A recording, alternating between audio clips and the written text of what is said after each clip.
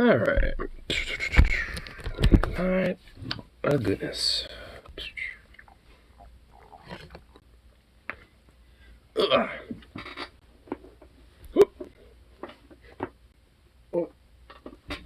That felt good. Lean bean, black bean, ravenous bean, string bean, all the beans. Most importantly, it's mean bean. Trying to adjust this beanie. There we go. Ugh. Get ourselves a bowl loaded up here and all that fun shit. And see what be down for night. See what be going on. Okay, that's on. That is on. And there we go. Turn down a little bit. Sweet. Oh, Powerwolf has a new song. Oh, my will be done.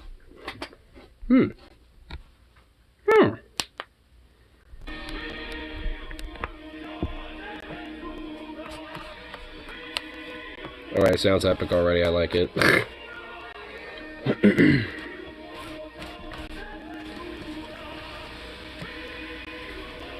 So you tweet of TJ arguing with someone. Oh yeah, I saw that a little bit.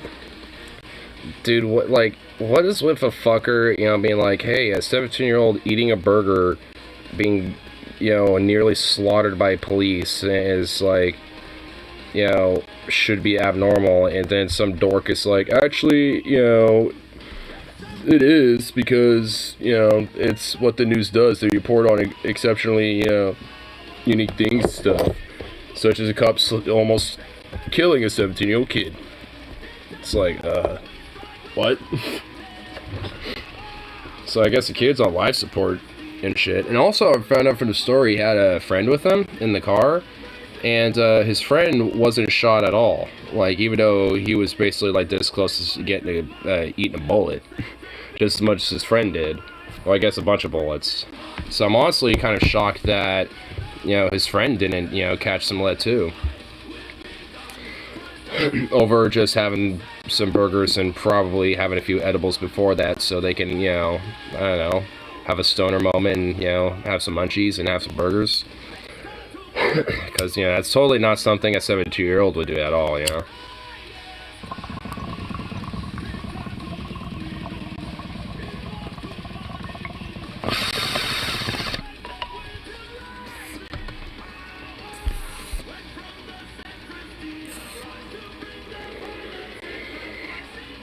My favorite, and by favorite I mean most retarded to this apply. Out of hundreds of millions of people in Butte, hundreds of thousands of police stops a day, next you're gonna realize there are car accidents too. What? Out of hundreds of millions of people in dispute, hundreds of thousands of police stops a day. What does that have to do with anything? Well, was this guy's what? Albino Rhino Tim? Like, the fact that there are a large amount of police shootings that happen in general, even if it's a small infraction in comparison to other fucking data, that's irrelevant to that point anyway. It's just like, I mean, that's still a problem, and that still shouldn't be normalized. Like, that type of behavior shouldn't be a thing, even if, like, yeah, there's, like, thousands and thousands and thousands of fucking who knows how many, like, traffic stops that cops do. But the fact that there are at least, like, 100 plus, a year out of those stops that end up in a fucking shooting of an innocent person, that in itself is 100 some plus too many. The fact that any happen, like that is a problem. because it shouldn't be a normal thing.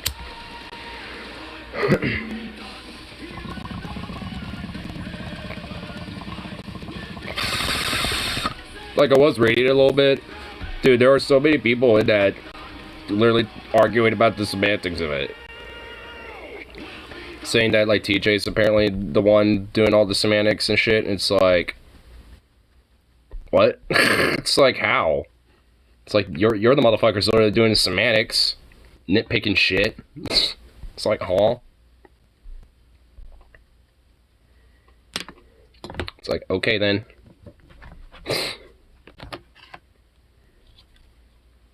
It's like, you see police do this, but also data show police do this. It's just like, okay, cool, irrelevant, who gives a fuck?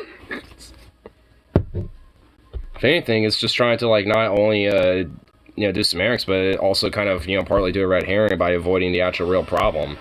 By saying, see, here's some other issues. It's just like, no. What the difference is, things actually get done about car accidents. It's far more likely, anyway, that a traffic sign, speed limit sign, or light will be put up. What usually gets done when cops gun down someone, mitigating the most extreme cases. Paid leave. Or they get fired and get hired at another police department. I mean, honestly, when it comes to how cops are treated when they shoot or kill somebody versus a traffic accident, like, honestly, at the very minimal, when it comes to a traffic accident, especially, like, let's say it's a drink and driving incident and,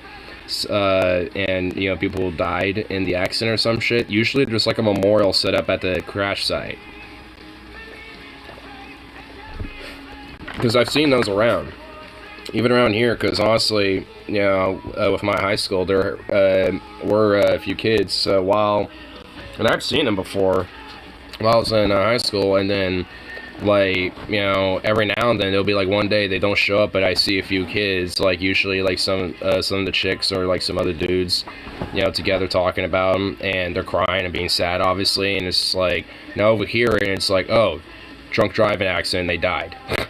So, every now and then I do, when driving or wandering around here and shit, like, I'll see those signs put up, remembrance of those people that did die. Like, there's one of this, like, one kid that was, like, named Cole or some shit. Now there's, like, a sign, in remembrance of Cole, like, watch out for drunk drivers and shit, upside one of the roads out here. And guess what? Yeah, but car accidents kill more people. Okay, but we're talking about cops right now. Yeah, yeah, exactly. And also, it's like, the problems and the solutions when it comes to a fucking, car accidents and vehicles versus cops and problems with them shooting people are totally different fucking problems to require totally different fucking solutions and are totally different fucking issues wholeheartedly. That's why it's like, it's so it's just like pulling hairs and nitpicking and being semantic as fuck, just because, oh, there's data that shows, like, more people die from this. It's like, so what? I like this profile, Duckman.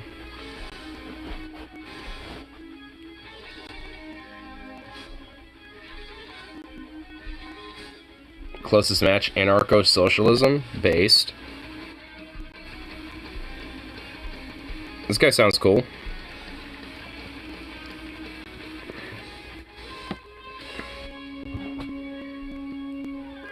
Oh, I just read that. I just saw that, yeah. Conservatism is a new punk rock. I say in between Lizzo sobbing fits about Lizzo disrespecting James Madison crystal flute. I mean, the fact that crystal flute was actually taken and played after, like, how many fucking years and shit, I think for me just kind of shows that, like, what are you doing? What are you eating?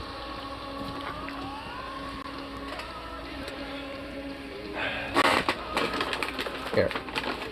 I mean, like I was saying, though, it's just like, I think the fact that James Madison's, like, crystal flute and shit was actually taken and played again after, like, hundreds of something fucking years, I think, honestly, is a cool thing. It's like, I mean, especially if it's a musical instrument, as long as it's, like, maintained and properly kept in good condition, I mean, I don't see a problem with fucking playing it. I mean, it's a work of art in a way, but it's also a music instrument. It makes art.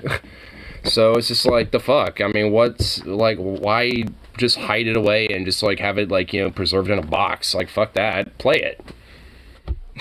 So it's just like I mean, if anything, I think it was kind of like gifted to her as an opportunity. Be like, hey, you want to play it? And obviously, she's like, yeah.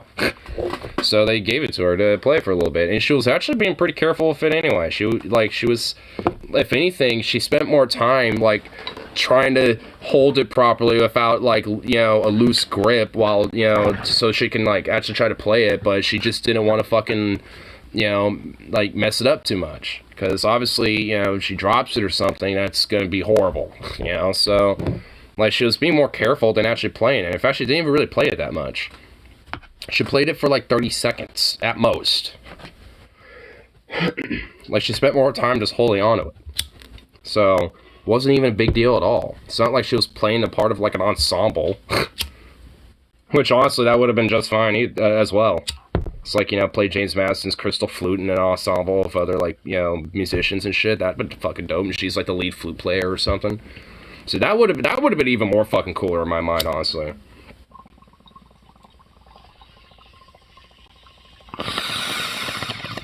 Could have fucking flexed with that thing. I mean, just having it was kind of a flex in itself, but she could have, like, flexed with that. Well, I mean, hey, she had it once, chances are she'll probably pick it up again. Who knows? It's like, hey, can I, take part of the ceremony or some shit? Have, like, a little ensemble? Get James Madison's flute again? Also, I never even listened to her music before. I know she's, like, a pop artist or some shit. And frankly, I don't know anything about her music, but I don't really give a fuck. I kind of like her and respect her and shit. I mean, just because that literally just being herself is causing people to be fucking triggered. It's kind of like Lil Nas X. Like, he's another guy that is just himself, don't give a fuck, and just, expresses himself just how he is, and triggers the shit out of people for it. Like, especially when he did that music video Montero. Like, I mean, and I've at least listened to some of his music, and I've actually kind of grown to appreciate it. So, I mean, especially kind of learning some of the meanings behind his songs in the first place. So, in a way, I actually, also like Lil Nas X, especially because of that. So, it's just like, I mean, all in all, I mean, even if I don't listen to her music, I mean, there's honestly some elements about these pop artists and, like, rap artists and shit that they obviously know what they're doing, when it comes to creating their art. Not a flute guy. Well, I guess flute music's alright, like snake taming. Well, snake taming music isn't necessarily, like, total, like, flute music. Hold on, let me, like... Here. Let me listen to it.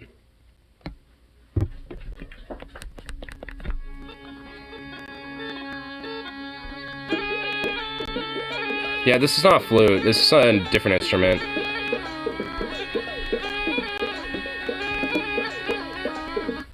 It's a different instrument, but I forgot I don't know what it's called.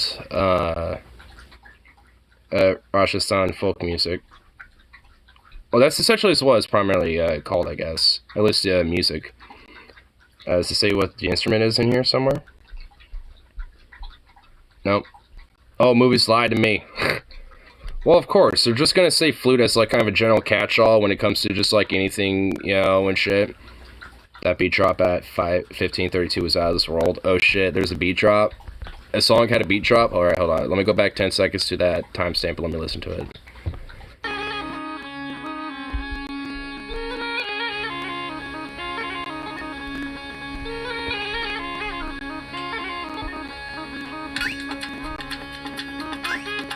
Oh shit, that is kind of a wacky beat drop. That kind of came out of nowhere. That actually did kind of come out of nowhere. Honestly, the instrument sounds pretty reminiscent of bagpipes. But, I mean, all in all, oh, here, someone actually was created by a flute. Wait, is it a flute? I don't even know. What? Oh my god, okay. TJ probably thinks that shark attacks happen all the time because when they do, it makes headlines. He's a bootlegger for Big Shark. Stephen Michael Davis. This person is legitimately retarded. Like, this person, you know, in the name of Paul, in the word of Paul's ego, dealt with.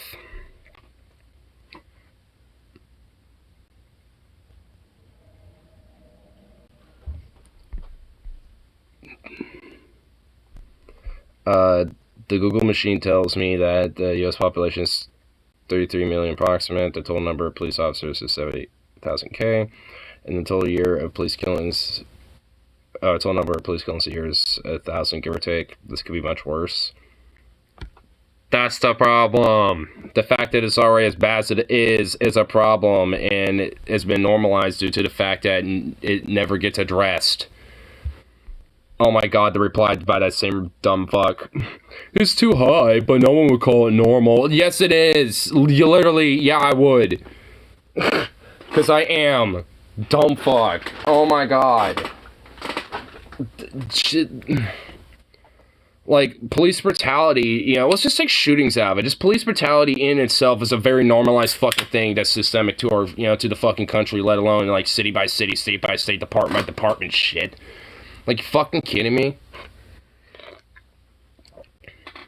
Tell you what, Stephen Michael Davis. When sharks start systemically targeting minorities and are backed by tax when you can ride that high horse all day long. Yeah, no shit. It's like, yeah, as soon as, like, you know, great white sharks off the coast of fucking, like, California or some shit, you know, like, start, you know, fucking, like, systemically targeting, like, Hispanic people, you know, going surfs up, fam, or, like, black people, you know, wanting to take, like, a little swim in the ocean or something. It's like, you know, hey, you know, you can come back to me and start, you know, hip-hollering about shark attacks, but until then, like, you know, it's just like I ain't wanting to hear it. Police brutality is good if it's done against cops. Yeah. I tend to agree with that. Actually, I'd rather be policed by sharks than actual police. At least, like, yeah, for real, because I can at least understand why sharks would do what they do. Because they would just do that to probably, you know, eat you, or, you know, because they're hungry. You know, but, it's like, a cop, though, they ain't doing it because they want to eat you. So, yeah, there's definitely some major discrepancies going on with that one. Shark. We just talk out people's problems. Yeah. It's pretty much like what the sharks would do. It's just like, hey, let's all get together and actually, you know, just talk it out, man. It's like, you know, let's not spill blood, because if so, that would be bad on us, you know, because then we would look bad, you know. So, let's just talk this out. Let's be very intelligent, you know, eloquent fellows here. Let's build a fellowship. A fellowship of kinship and compromise and trust. And understanding. One of them just, like, you know, like, cuts himself on a blade or some shit. Shark just starts smelling the blood and it's like, I smell food. Become like this, you know, smart, sophisticated, you know, charming fellow, but as soon as he smells blood, he's just like a brute savage ready to kill and have like a bloodlust. The Dolphins police brutality would quadruple. I see that you have also seen the public episode of DFF yesterday.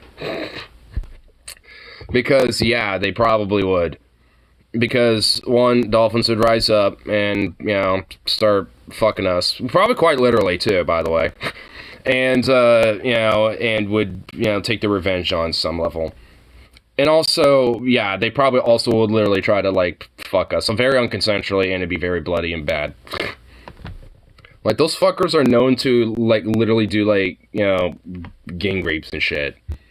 It's actually kind of fucking crazy. It's like, fuck. Dolphins? It's like, I thought that was the only things humans did. No. Oh, Jesus.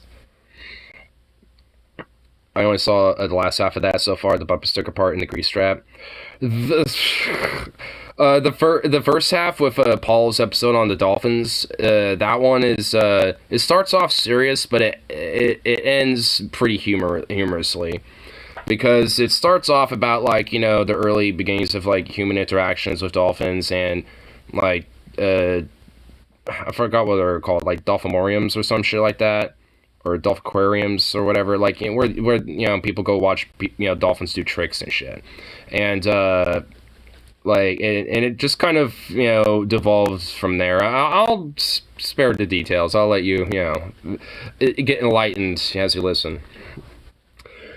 It's pretty sad stuff, but it's some pretty, like, what the fuck stuff going on, too. So, there's a lot of interesting shit. But that's what I love about a Paul episode, I always, could be excited for a Paul episode. I'll probably listen at work tomorrow. Yeah. that might be a good idea, depending on how hard you start busting out laughing at a certain point. I mean, I'm sure you might know about the research that happened between, like, a scientist and a dolphin, and, they got a little too close for comfort, if you catch the drift. Like, I don't know which one started it, but one of them kind of got a little, a little too close for comfort. I work alone, so I can laugh all I want. Oh, well, there you go. I thought, I work at customer service, so I can't just, like, listen to something, even if it's late at night, it just, like, busting out my ass off laughing and shit, because one coworker will think I'm insane, and two customers will be like, what the fuck? So, it's like, I don't know. I mean, it's not like I don't anyway, I don't give a fuck. I do listen to DFF no matter what, but it's like if I start laughing, I'm like, alright, I gotta pause the first second and just, like, laugh this off for a minute. Because God, sometimes that shit derails into some shit that's just some gut busting shit. That's why I like The Boys.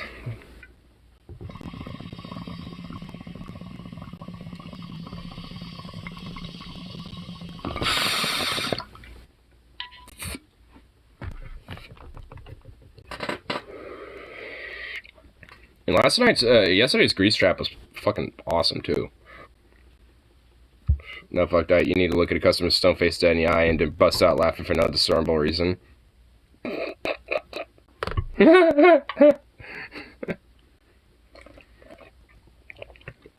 Yeah, I should do that. I should just be like, "Hi, what can I get you? Hi, can I get the blah blah blah?" Just get whatever. It's like, I get like an 8-piece chicken or something, and I just kind of sit there. I just stare at them. And then I'm just like, ow! You just start maniacally laughing. Not just laughing, but like maniacally laughing.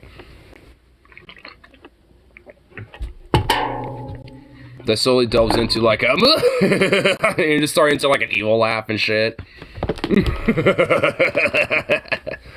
Some shit like that. And just have him be like, oh God, I just want an 8-piece, man. I just wanted some chicken, man. Didn't know the motherfucker was possessed.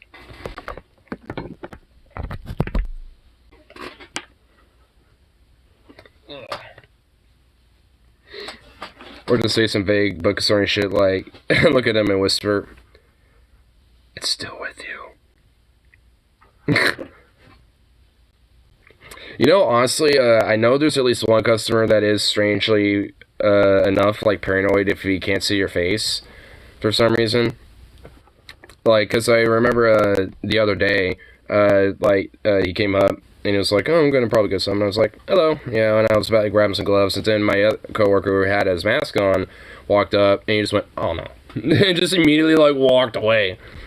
And it's not, like, and I asked, coworker's like, well, huh? I guess didn't want nothing? It's like, oh no, he just doesn't like, when he can't see your face. He gets paranoid. And I'm just like, oh.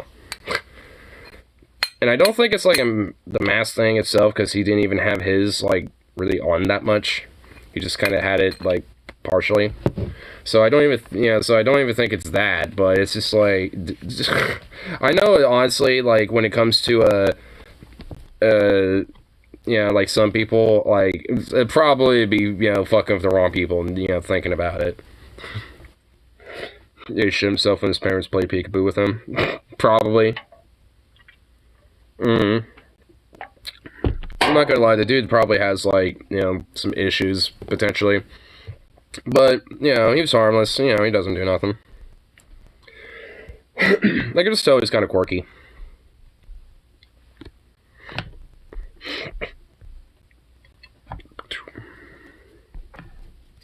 But, yeah, like I said, it's fine, because, I mean, I'm quirky. So it's just like, if I'm gonna get at him for that, then it's like, I might as well get at myself all day, every fucking day at that rate. Probably serial killer. I feel like I would notice that, maybe. I feel like I would get some more sussy vibes off of him. And also, I feel like there's probably some other people that live around here that are more likely of a candidate for that in comparison to others. Like the guy I'm describing, not really. So I saw the movie Smile tonight, and goddamn. Goddamn is a good thing or is a bad thing? I don't think I've heard that movie. Smile? Oh, it's a new movie, 2022. Good. Whoa. I'm seeing a thumbnail for it of a trailer from 3 months ago. And the thumbnail's fucking creepy.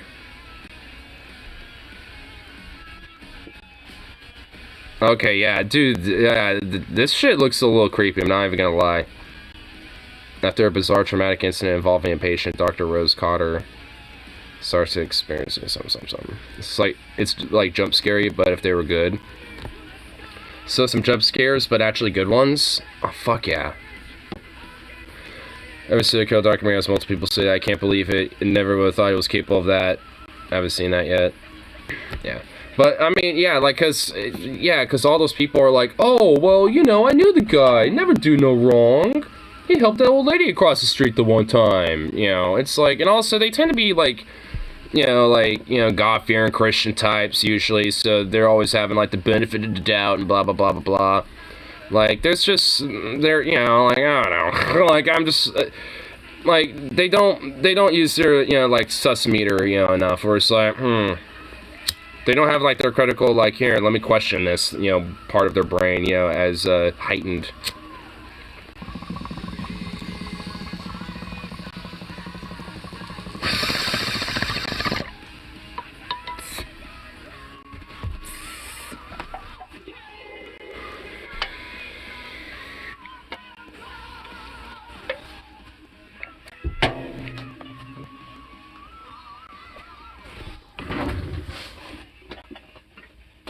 What are you doing? What are you doing over there? Then just made a Long Island iced tea and the shit slaps. Nice. I've been meaning to get some liquor at some point so I can make a couple mixed drinks. I've just been satisfying myself with these though. Honestly, this is starting to become my favorite hard seltzer. Because it's not just like seltzer with alcohol in it. They actually flavor them. Like, this actually tastes like almost like a strawberry lemonade soda. Like, it's, like, I almost don't even want to call it hard seltzer. I want to call it, like, hard soda almost. Because, like, they have a fruit punch variant that's basically just a fruit punch soda with alcohol. Like, it doesn't strike me as a seltzer. Neither does this, really. I like the Truly lemonades. Yeah, these are, yeah, actually really good. Like, White Claws are alright. But those are just straight up hard seltzers. Like, I think those are pretty much like the OG hard seltzers anyway. So, I mean, they kind of have like the actual like seltzer part of the hard seltzer on lock. But, you know, Truly bumps more flavor into their shit. And, you know, because of that, I like them more. Because they actually taste like what they're fucking labeled. I like Twisted Tea too. Oh, I love Twisted Tea. Like, the Twisted Tea, the peach flavor, the berry one, and, just the original, like, those are mine. Probably in that order, actually. I'm not a fan of the half and half as much. I've never really been a fan of half and half. It's just like, if I wanted lemonade, I just get lemonade. If I wanted tea, I just have tea. So, I've never really been a fan of half and half. Like, I'm not against it. I don't, like, hate the taste, but it's just not my thing. Not to where I'm not too into White Claws, to not much flavor, and it just tastes like straight up sugar. Yeah, like just seltzer with like some sugar and alcohol. Like this basically is what White Claws are. But at least Truly's, I mean, they're pretty much the same thing, but they actually put the flavor in it. So it's like, it at least tastes better. But to see, I get the lemonade half and half or the original. Yeah, I usually go for peach or the original, because the mixed berry one, that one's not really as common to find. I can find those in like the 12-pack mix, like the mix pack of the 12-pack ones. I find it in there, but beyond that, I never really find it in the tall cans. I can find like the original half and halves and the peach in the tall cans, but that's about it. So I usually just go for peach originals. But if there's only half and half, then, you know, I'll take it. Don't think I've ever tried the peach one. It's pretty good. Like, it's kind of like the Snapple peach, but not like, obviously not like Snappily, and, you know, more peachy, and also has like a little alcohol in it. It's, you know, obviously, you know, so it's got a little bit of like that tiny little tinge to it, but it's really good because of that. So I definitely like them.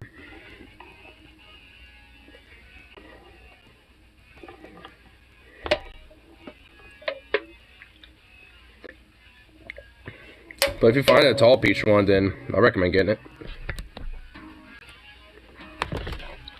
I know what to grab after work tomorrow now. Well, there you go. Yeah, and if you like peach teas or peach, then, you know, you definitely would like it. Because I like peach teas, and I used to like the Snapple peach teas a lot, but honestly, like, now that I've, like, every now and then I'll grab a Snapple peach tea occasionally, and they're, like, way too sweet for me now. Like, I've had other peach teas and shit, and they're definitely nowhere near sweet. And actually, like, more flavorful because of that. Because it just doesn't taste like sugar at that point.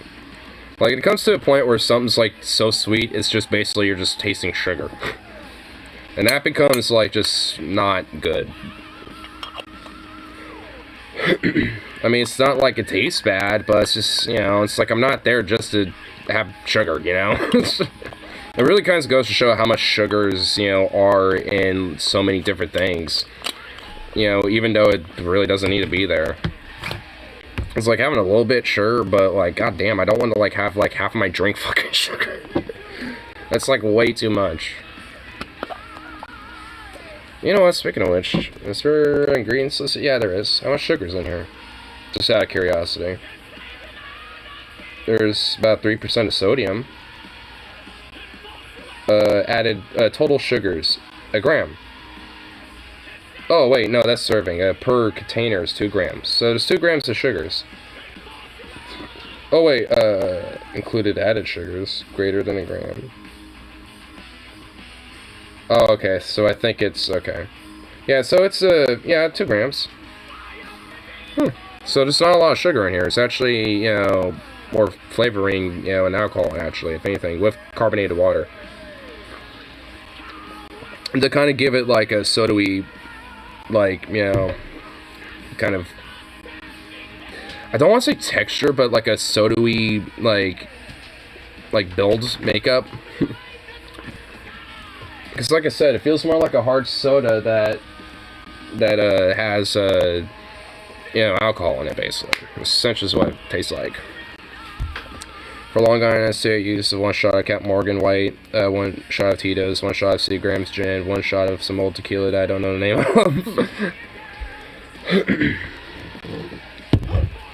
Yeah, I need to, like I said, I need to like start getting into like mixing some drinks and shit. Because I've been kind of looking at some like these, because YouTube's been recommending to me for some reason, like these bar channels that will like, here's how you make this, and you know, it's like, here's how you make this drink, and blah blah blah blah. So I'm just like, So I'm kind of, you know, having some of these under my belt a little bit. And I'm just like, well, now I just kind of want to, you know, start making some of these and actually start getting, yeah, no pun intended, but, you know, take a shot at, you know, making some drinks. Because I bet I can make some pretty good drinks. I've actually looked at some cool ways to make some White Russians.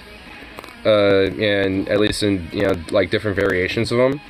And I'm actually like, you know, like now I kind of want to, you know, try to make like a, you know, my own signature White Russian, because I saw at least a few different, you know, variations on how to do some creative / like professional White Russians and still, you know, like have it be really good. And I'm just like, I definitely want to, you know, try my hand at some of this, make my homeboys some White Russians. We all play poker one day or some shit, have some marijuana cigars. They're trying to do shit because I do different shit because I usually do Jack and Coke and I'm getting bored of it. That's what I feel, because I usually do the same shit. Like, if I feel creative, I go for a White Russian. That's literally the only other thing I go for. But at least, like, you can kind of do, some stuff with a White Russian. The only other thing you could do with Jack and Coke is add, like, some cherry grenadine in it, and that's it. Or like some other flavoring, maybe. But beyond that, there's not much you could do with that. With a White Russian, you can add a couple little different things. You can make it a little bit more creative. Maybe put like a little bit of vanilla ice cream with a little whipped cream on it, and shit. Like a few other things. There's some variables you could probably do with that. A little chocolate syrup on the top of that on a White Russian, like a White Russian float almost. That'd actually be kind of good. Or at least sounds good. I'd try it. Vodka meals too, but those stink sometimes. Also, whiskey meals are easy. I don't think I've had those. I think I might have had a whiskey meal once, but I don't think I've had a vodka meal. Whiskey and lemonade is good too, with some honey in it. Isn't that basically like like almost like a medicinal drink? Like having some like honey whiskey with a little bit of, straight up honey and some lemonade mixed together and shit. Like, isn't that like something that you would have if you have like a cold? So it ends up being more like a tonic.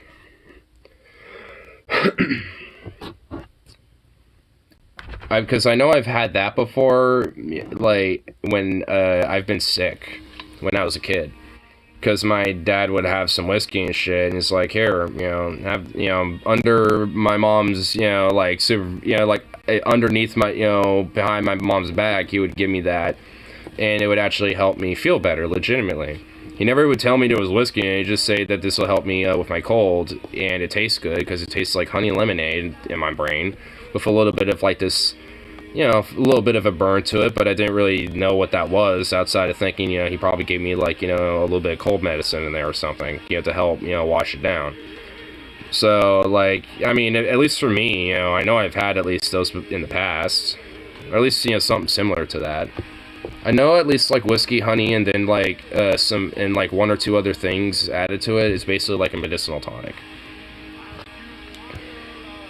Lose the mail, we'll talk. Burger in a cup. A burger in a cup? How do you eat that? And yeah, lose the mayo. But, how do you eat that? Like, how do you eat this? Like, you can't just drink this, obviously. Yeah, like, lose the sauces in there. Like, how do you eat this? What, do you just, like, flip it over and then just, like, lift the cup or something? Like, I mean, honestly, how do you eat this? Would or would not? Personally, I would not, because I don't know how the fuck to eat that. How would I eat that? Pour it out on a plate. But then it's not a burger anymore. This is just fucked. Like, that is a legitimate fucked up looking piece of food. Like, why would someone just, like, blasphemize a burger like that? Like, I mean, what the fuck? What's wrong with people? Like, how am I supposed to appreciate a burger like that? Like, you could have easily made, like, 10 burgers out of, like, those 4 fucking cups of burger in a cup or whatever the fuck, dude. Or at least, like, 16 or something. Like, I mean, it looks like you can at least make, like, 2 to 3 burgers per cup. It's just, like, considering how stuffed they are. I mean, it looks like there are multiple patties in there. The duck is that shit. Burger in a cup. It was literally burger in a cup. Autocorrect. I mean, hey, I'm okay with it. I'm okay with that autocorrect. Sometimes autocorrect, it can be a mild blessing and just give you a funny. And that is indeed funny. Wait, this solution. Long toothpick. Oh, like a skewer? Or eat the cup. Eating glass for a good burger. Yeah. I love to have my burger garnished with some glass as I try to fucking eat it. Yeah, that's a good idea. Oh yeah, here. Oh yeah, this good burger in a cup. Just blood just starts creaming down my like mouth and shit's like, yeah, this burger in a cup's really good. Has some really strong flavor of iron in it. I wonder what that could be.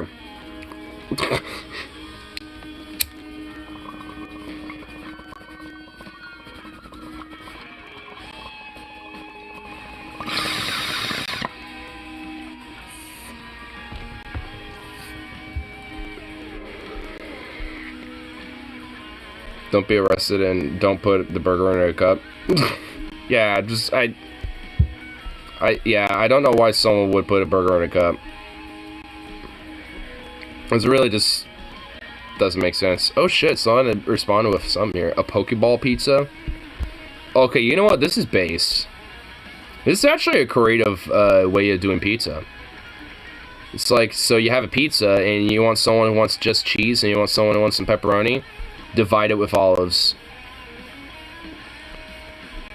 There you go. Boom. That's actually a really creative pizza right there. And utilitarian. Because it's a half and half pizza, but, you know, you just had a little bit of creativity to divide it. By making it a Pokeball. Now I'm fucking hungry. I'm sorry. I mean, actually, that kind of did make me a little hungry, too. I'm not even gonna lie. Even though that pizza looks gross. Yeah, that pizza looks like it's done at, like, you know, a fucking, like, I don't know, like one of those, what you call it, like, you know, like a state fair or some shit. Like, it looks like one of those pizzas. It definitely looks low quality, but the creativity is what I'm, you know, giving the credit for. Like, if it was, like, more of an artisan pizza or some shit, and they did something creative like that, it would look better. You know, like, at least, that's why I'm at least giving the credit, you know, from, you know, for the Pokeball elements, but the way it looks and the actual quality of the food itself, like, that's what I expect at, like, a concession stand at, like, a football game, you know what I mean? Like, I mean, that's what I expect, you know, from there or some shit. I expect it to taste okay and taste good, but be greasier than fucking shit, and basically have, like, no sauce on it. Looks like it's from Chuck E. Cheese. Yeah, that could be right. I mean, it could be a Chuck E. Cheese pizza. You know, like it's a birthday, you know, pizza or some shit, and has requests, you know, and the parents wanted that, you know, for the kid or something. I could kind of see that. When people tell you to eat a dick. Oh, dude.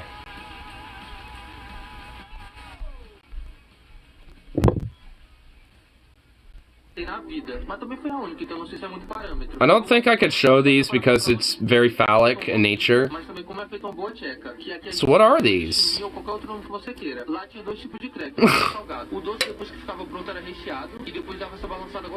Okay, alright. Okay. Jesus Christ. No! Okay. That was starting to really, go oof mode. So, okay, so are they like donuts or something? Or a they're obviously pastries. But are they meant to be like donuts?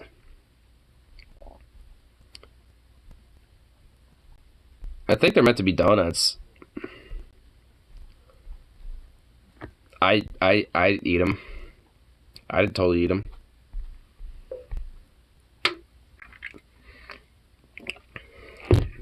I will most certainly consume those. Speaking of being dick, on DP, Ben got really drunk. I told the guest he wanted to have gay sex with him the other day. So is that confirming that Ben is bi? Because I always thought he was straight. So is he admitting that he's okay, you know, of having some gay sex? You know, and wants to have some, so thus, you know, would make him bisexual. I'm assuming he probably would deny that, but I mean, if, you know, hey, it's been clipped. He's the one who said it. The Liquid Courage came out and he blurted it out, so, you know, that's on him. See the link before the edible dicks? Oh, no, not yet. Oh, the long toothpick with the cup? The burger in a cup? Yeah, I saw that link. Was there another one between those two? Because I didn't see that one. I don't know, maybe he turns a little gay when drunk.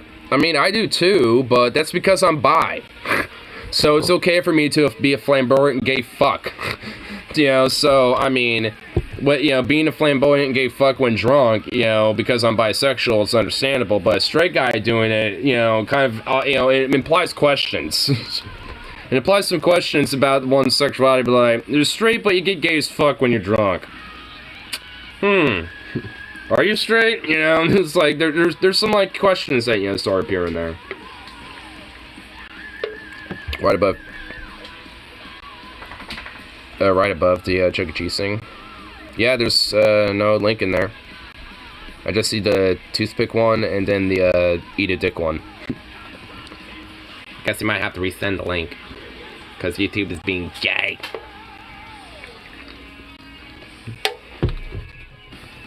Gayer than me and Ben being drunk combined.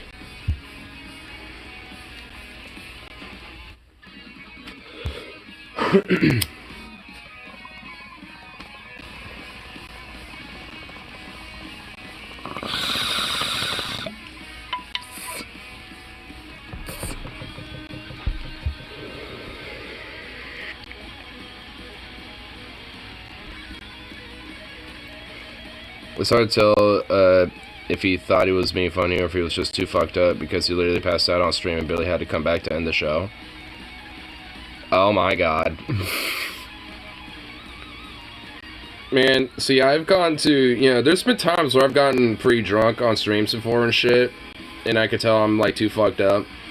But usually there's the back of my mind that's like, hey, you're starting to get a little fucked up, you might want to, like, check yourself a little bit, and I just wrap my shit up.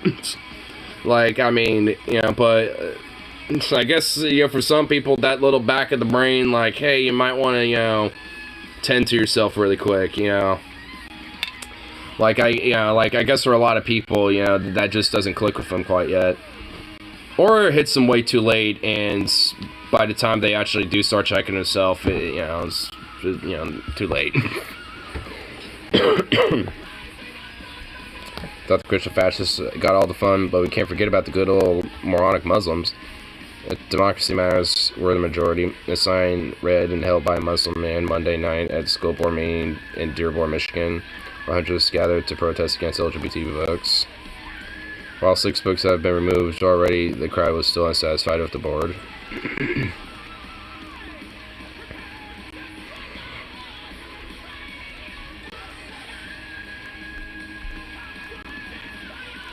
Some communities warned about the alliance with the right-wing Christians, claiming they're behind the Muslim ban of the Trump years and would later turn around and call them terrorists.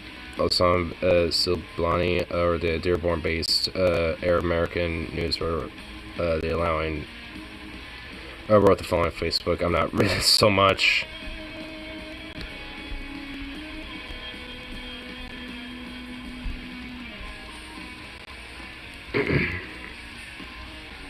Okay, there's just so much there. Oh my god. I mean, someone responded to this guy saying, Muslims are very socially conservative, this is expected. I mean, and honestly, yeah. I mean, that's kind of the sad but truth. I mean, it's just like, I mean, because honestly, this is something that, like, leftists, I think, just generally, especially online, just can't really accept, I think, is that, yeah, like, religion, especially within Abrahamic religions, which includes Islam, because it's a part of that, is very socially conservative and, you know, very extremist in nature. So it's like, you know, it's like, yeah, like to you know, like, obviously, you know, having, you know, policies, you know, against their, discrimination just based on the fact that they might be Islamic or some shit, you know, should be important, but, you know, at the same time, that doesn't just let there be carte blanche of just, oh, well, you know, it's just a different culture or something like that. It's like, no, I don't care. It's like, if it's shitty, it's shitty. It's like, so if there's someone who happens to be, like, Muslim that's, like, very, like, anti-woman or, like, you know, homophobic, or, like, anti-homosexual or anti-queer or whatever the fuck, I'm not gonna care, because they're anti-queer, they're, you know, anti-woman, and they're, you know, very oppressive when it comes to their ideas. Fuck that. I don't care. It's about the ideas, not about who they are as a person. Look what they're doing in Iran. Yeah. I mean, you have a lot of people rising up against a very Islamo-fascist, oppressive regime, which a lot of far-right conservatives and Christo-fascists here in America want, because in some part they enabled and established the fucking Islamic fascist regime in Iran. I mean, the UK and the CIA with the US fucking toppled the democratic sovereignty of Iran and installed their own fascist dictatorship with Mohammad Mossadegh, which thus led to the rise of Islamofascists, which now hold the power in Iran. The reason why Iran the way it is now, and what's going on there now, is a direct result of UK, CIA, and US meddling with their fucking fascist endeavors on top of instilling their own fucking royalist piece of shit. Or a fucking, military dictator, or, some puppet that's, going to be, embedded in, to the United States and the West. So, conservatism and extreme religiousness are related. Yeah. Extreme religiosity and very staunch conservatism tend to, in many ways, go hand in hand. Even if, like, that very staunch social conservative isn't necessarily religious himself, they'll collaborate with them because they hold very similar ideas and very similar agendas. Like, it doesn't matter to them.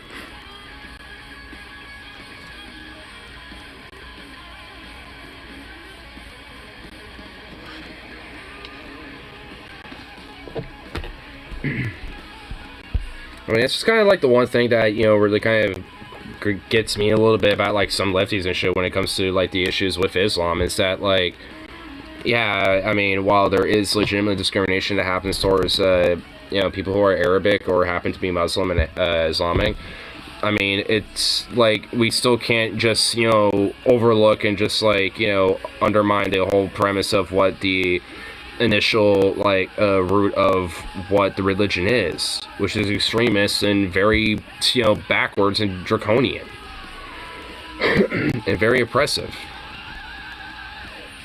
My dad wanted to take me and my brother to the Middle East so I could get beheaded if they find out I'm atheist. No thanks.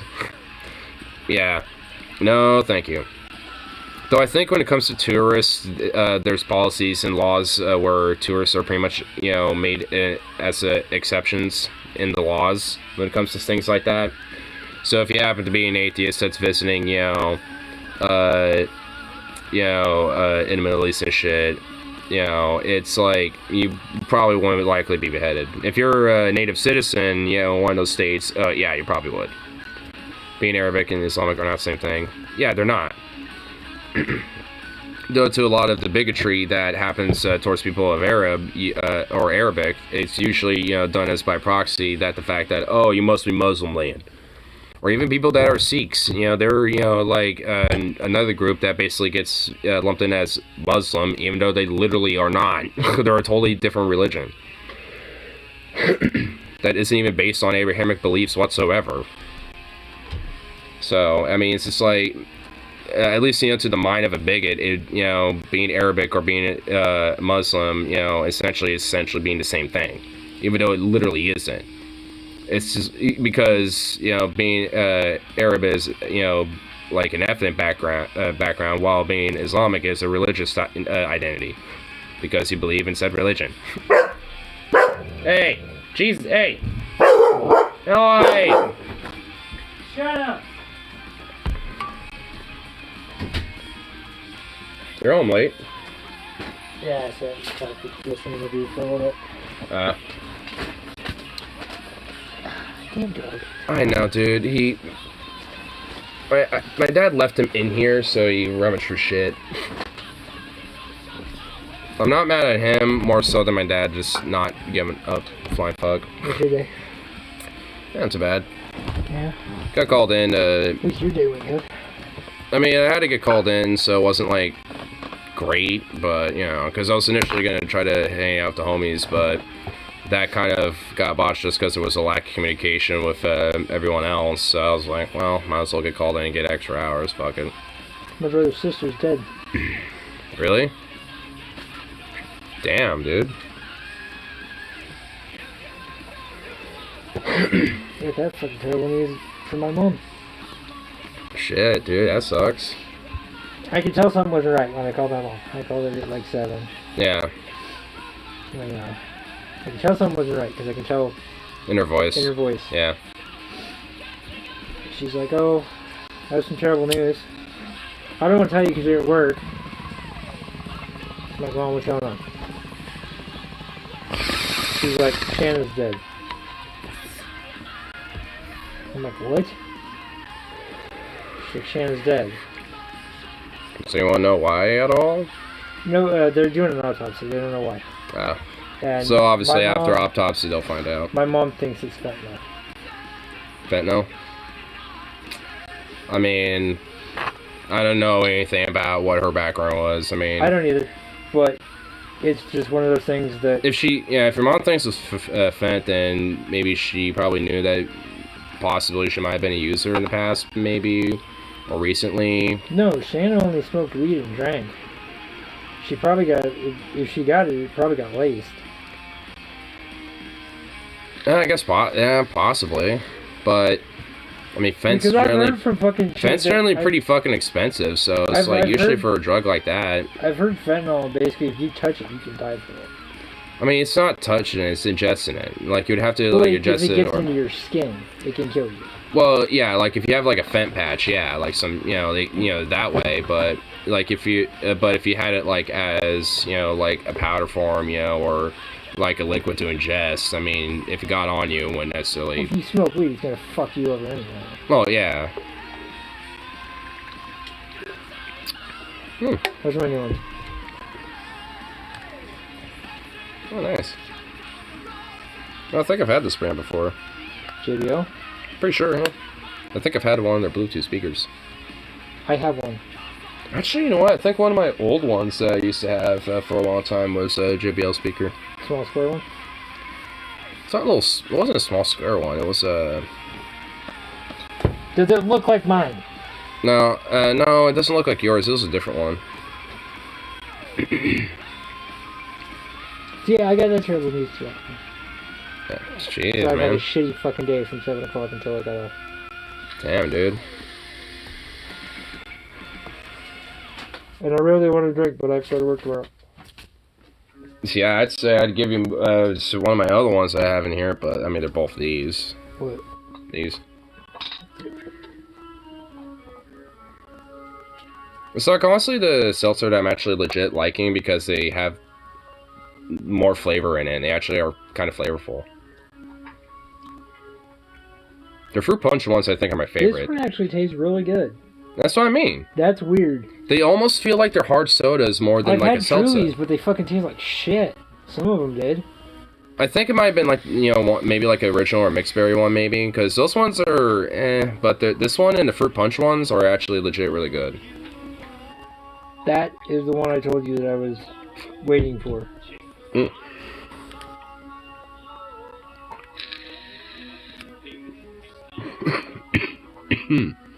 Ooh.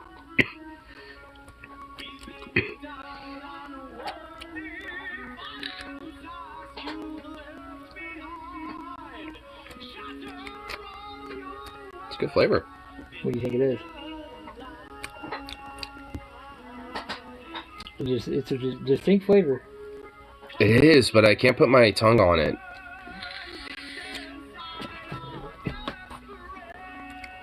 Oh, strawberry? You know what? That's why, because I have that strawberry flavor in my, already going on, so that's why it didn't pop out as much.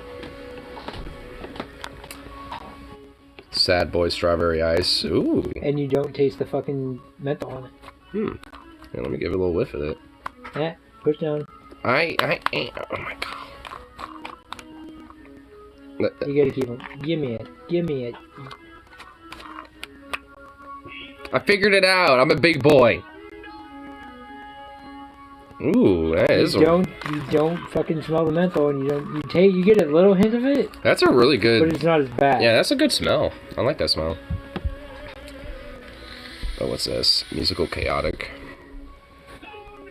Oh, is that a violin? That has some booty? A violin booty, dude. Dude, this is awesome. Oh, dude, look at the head of that. That is awesome. Dude, this is an awesome instrument, dude. I love instruments that are also in themselves bizarre. Look at this. I'm pretty sure it's a violin, but look at that. That is. Yeah, it's got some booty, and the headpiece is actually pretty cool, too. I don't know what's going on there. I just looked at it. Look at it very hardly. Look at the top. Oh, you know what? I'm starting to see it a little bit, yeah. Well, I mean, I feel like if it was flipped around, is there a flip image? No, that's... Oh, wait, there is. Oh, dude, it's got some titty. Oh, wait, it's that... Oh, no, wait, it's an actual head. So it's like a head ornament or something. On the back of it's like some head ornament, but... Yeah, it's like a titty violin, dude. Dude, that is awesome. It's got a tip, too. Yeah. I mean, it's got the titties. It's got some booba. I mean, it'll probably be hard to play with those kind of protruding out a little bit, but that's why they're kind of like nice, soft little Bs. They're not like, you know, some Ds, you know, because those would literally get in the way of playing. Dude, I actually want that, because I honestly want to learn how to play violin, but, yo, I'd fucking flex that. Have, like, a goth edition where it's all black. Oh, that'd be cool. An electric black violin, a goth edition of that. That'd be cool. Ground chicken.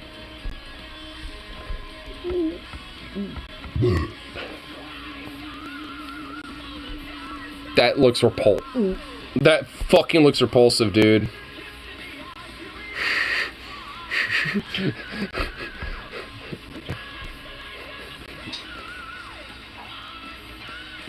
$250. Got it. $250? $250. Nice. We're just starting passing to 20%. Oh, that would eat that. Oh, dude, I don't know, man. Like that like I actually almost made my stomach really sick.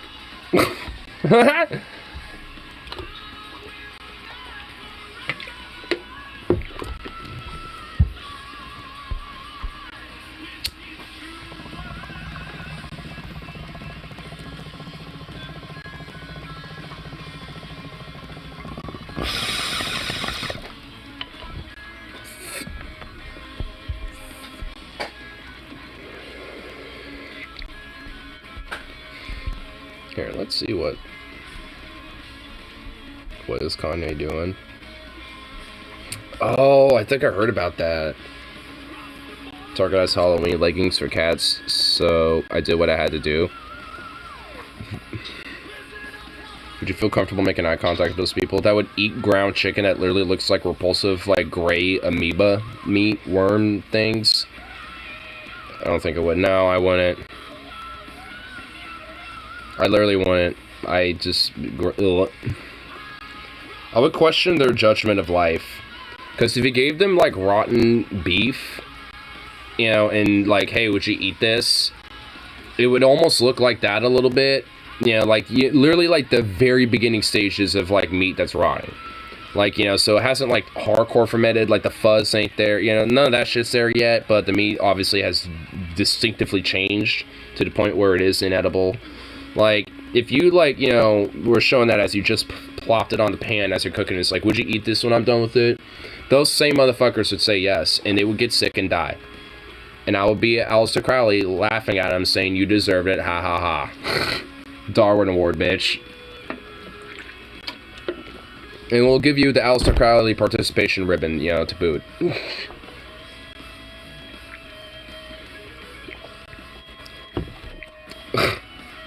Because, just like, bruh.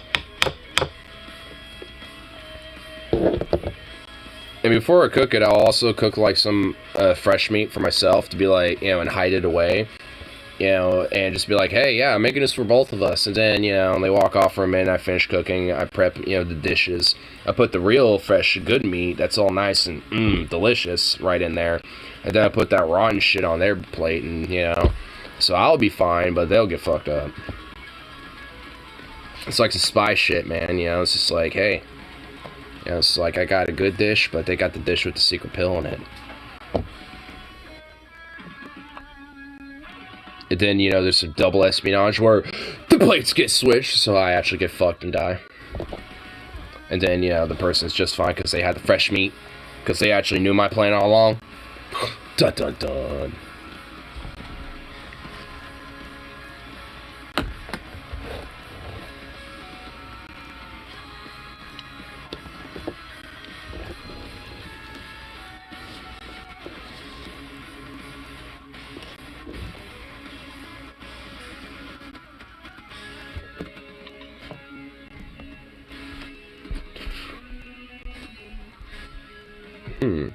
There's a poll. Choose my rifle. AK or M4? AK. Who are these 71% bias? Bias. 71% want the M4. Bias.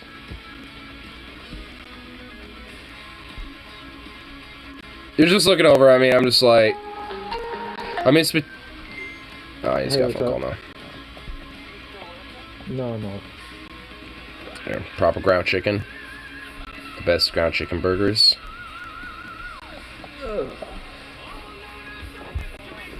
I'm just Here, let me see what. brain stuffing way too much. Oh, dude, yeah, that ground chicken actually looks good. See, this is proper ground chicken. I mean, it looks like a weird meatball, but that's some legit ground chicken. Because there's the ground chicken before it's grounded. No, you're Because that's just regular chicken breast. sitting in the garage. And then this is the ground chicken breast here. So, that's the proper ground No, chicken. he's on a stream. We stream every night before we go to bed. It's proper ground chicken right there, tell you what. See, I'd eat that. Once it's all cooked up and shit, So I I'd have put that in a burger. Are we gonna go to the funeral? Okay.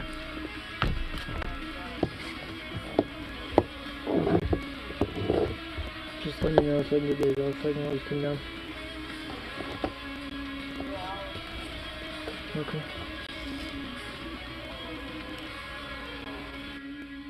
Yeah. It's kind of heartbreaking.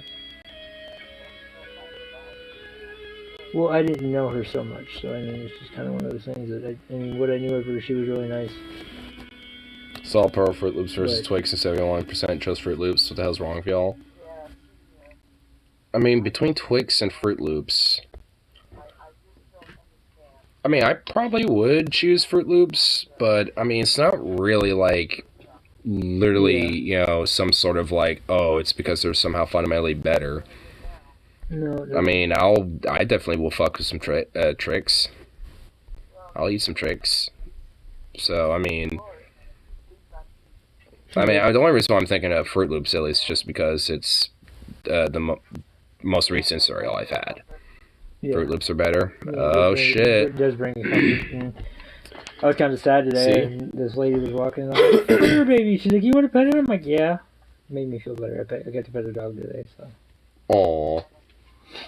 And she actually told me it was actually a pit bull mix, but it didn't look like a pit bull mix. She doesn't know. She got it as a rescue. Trying to bring him over I to already you. pet a dog. Well, I want to bring him over. I know. He's there all the time. Zuko. What? I will Am I die. talking about you?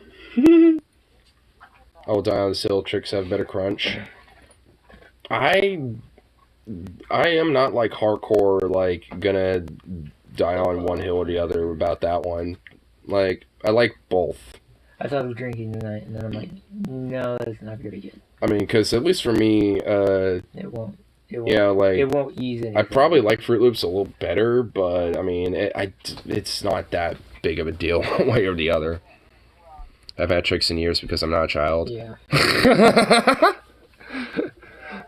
I mean, hey, like, you could say literally the same thing for Fruit Loops. I mean, come on.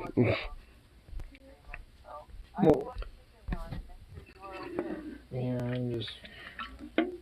My brain's running a million miles an hour.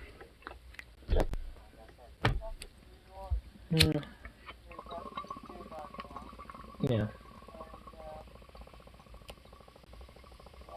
Just hopefully Jake's not doing what I think he's doing. Oh, hopefully he's not drinking. Well, I am, and I say Tricks is awesome. Well, hey, Tricks, Probably Fruit not. Loops, fucking some Go-Gurt. Dude, I haven't had Yeah, Go-Gurt in it's- fucking, like, I don't even know how long, dude. Legit, I really couldn't tell you. Yeah. Probably since I was a kid, honestly. Yeah. Because, I mean, dead ass. been literally fucking forever. Shirtless are like tricks for people with normal amount of chromosomes. Normal amount of chromosomes. Oh my god, dude. Fucking brutal. Damn. Damn, bro. Damn, the feud is strong.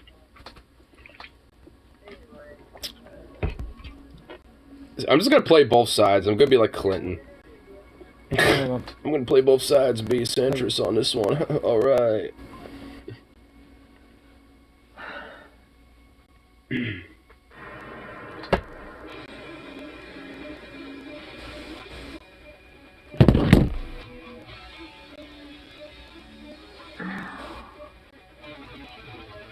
I'm thinking of cereal, then it's just a bunch of X and Y chromosomes.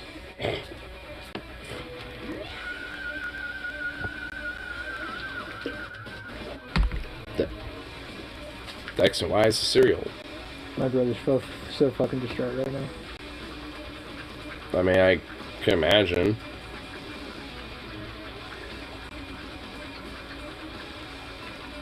No, it's just fucking unreal. Because, I mean... Knowing the fact that she drank and smoked... It might have played a role, potentially. But I'm not thinking it played a fucking role. I'm thinking that they just bought fentanyl just to fucking try. Probably. I mean, that could be a possibility. Maybe like a buddy they knew, was on it, and they're like, yo, this stuff is like, unlike other shit or whatever the fuck. But Shannon was in her fucking 40s. So in later age. So. Yes.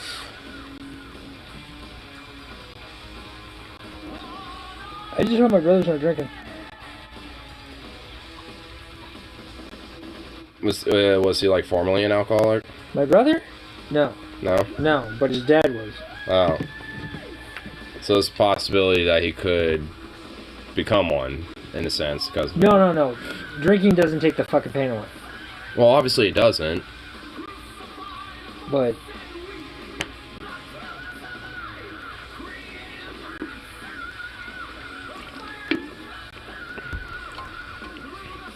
So hands me a bowl of tricks. I asked, why do my... Fucking 6 years. Fucking 6 years. Are you fucking kidding me? I lost my grandma. I lost Sarah's dad. I lost Sarah's mom's boyfriend. And now we just lost Shannon. It's pretty much like, almost like a person a year. No, because we lost my grandma and then we lost Sarah's dad. Or no. Well, like in the span of 6 years, losing 5 people, that's practically... No, because her dad died. And then it was 3 years. 3 years span. Shit.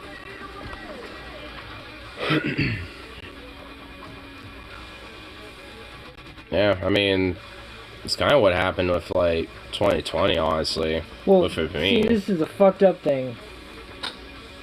Is that there was nothing wrong with Rick, Sarah's dad. There was nothing wrong with him. Unexpectedly just died. Sarah's mom's boyfriend. Nothing wrong with him. Just unexpected. Unexpected died. That's kind of what happened with, I mean, Jacob in our department, like, that's kind of what happened with his sister, like, and she was, like, I think, like, 25 when she passed, and she was fine and normal, and then all of a sudden, out of nowhere, she found she had cancer, and basically within, like, a week, was dead. Just out of nowhere, but, before that, she was, for the most part, fine, and she, was feeling odd or not feeling well, and she decided to get a checkup, but, that basically was just like, oh, yeah, you basically have, like, a week.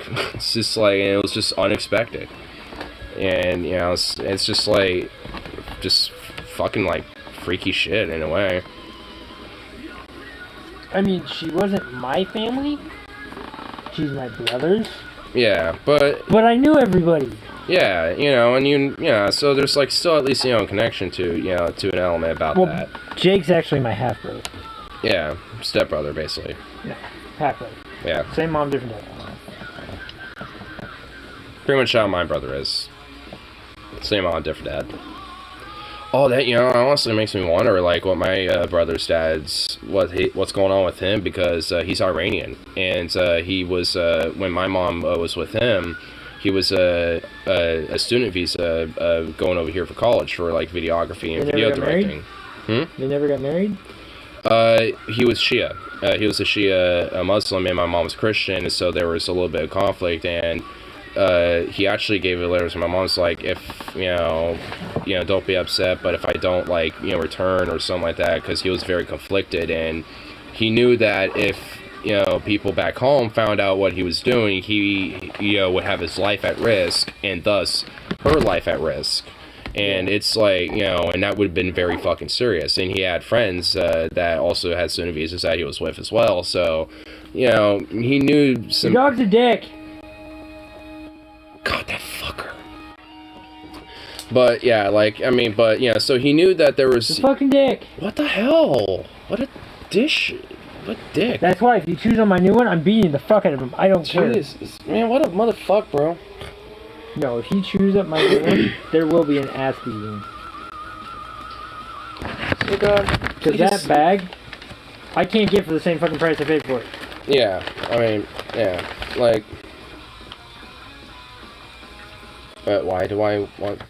okay. Because it's Super Burrito salsa. Oh.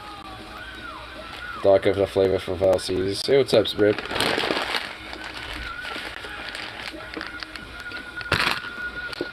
I got a double burger. Nice.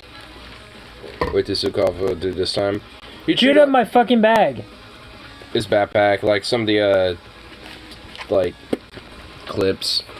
The clips that hold the fucking top on. Little jerk. You chew my new one, you will be fucking thrown outside and left out there. I will not let you back in the fucking house. Get the fuck away.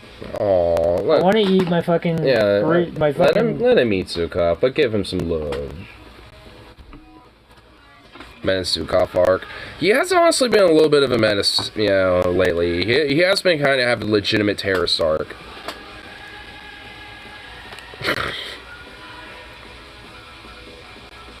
Oh, sweet baby. Babies are leaving at 6 o'clock in the morning on Saturday.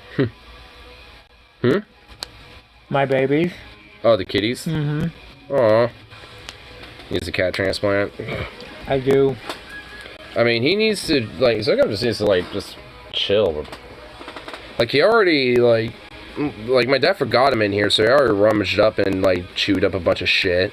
So, like, that's not really his fault, that's my dad's fault, because he pretty much, like, wants to try to avoid paying attention to him.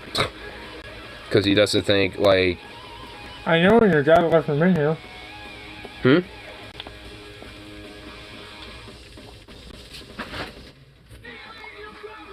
It was like 6:30 or no, it wasn't 6:30. It was like 4 something. No, 6. Because I came home to get my headphones because they were on the front porch. Yeah.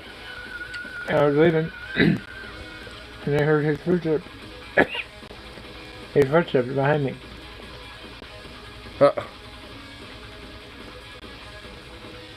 What? It's just bizarre. I'm just waiting for the Flavor Hell Max after Logan's. Nice. You never guess what the first supply. Wait, Grey Wolf transforms into a Goldbug when he's visited by people that helped raise their pack. Aww, sweet little boy. What?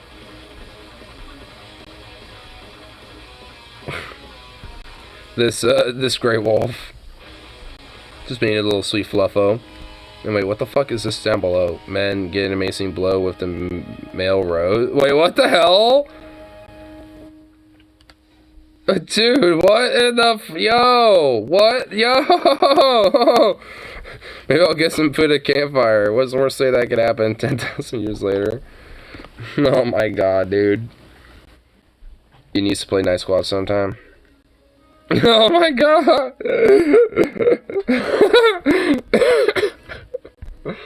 Oh man, dude, the memes. Oh my god. Dude. Really, right from my OSHA handbook? Some OSHA violations.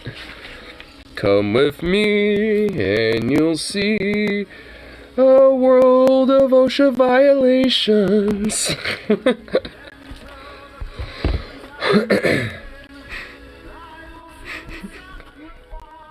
Oh my god, there's some fucking, like, there are some serious memes just from that post. Oh my god. I'm gonna be doing an epic Winco beer run in like an hour. Well, by that point, I might have my second one halfway done. I'm almost done with this one. I'm about to crack the second one soon, so you might want to... Bring more! Yeah, you might also want to bring more. Who's that? Rip City. I'll give you the money if you buy me a Twisted Tea. Well, he's heading back to his place from... Fuck me! Yeah, from Logan's, which, that, funny enough, would be feasible if he wasn't already at the max. Motherfucker. Damn it. I thought he was coming over. I kind of wish. That'd be kind of dope. But he never does. I said for like the rare, you know, occasion.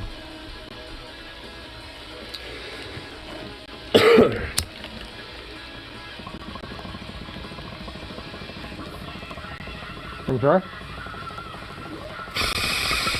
I've had the burgers there before. They're fucking amazing.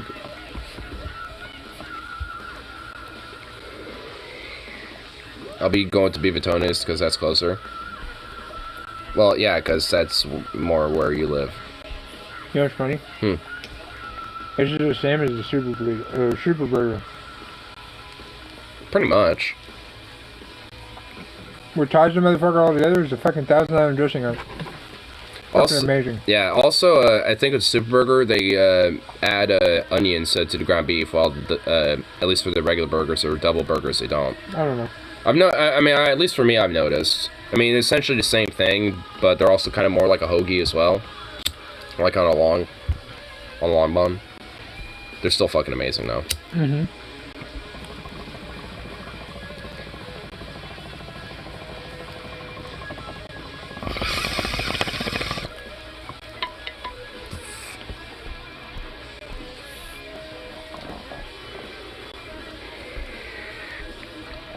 I got this and chili cheese fries.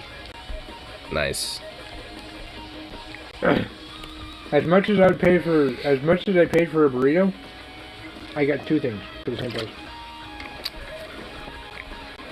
Yeah, I also noticed their Oregon Special burrito went up 50 cents. Huh? Which... Where's my carne asada? My carne asada is $11. Damn. Mm-hmm. Yeah, I mean, honestly, I know a lot of it's just because they, you know, are probably struggling with, you know, getting things in, you know, probably, you know, to some extent, you know, but, yeah, it's just kind of oof. I mean, I still get them because they're still fucking amazing and shit, but, all in all, it's still kind of like a bummer.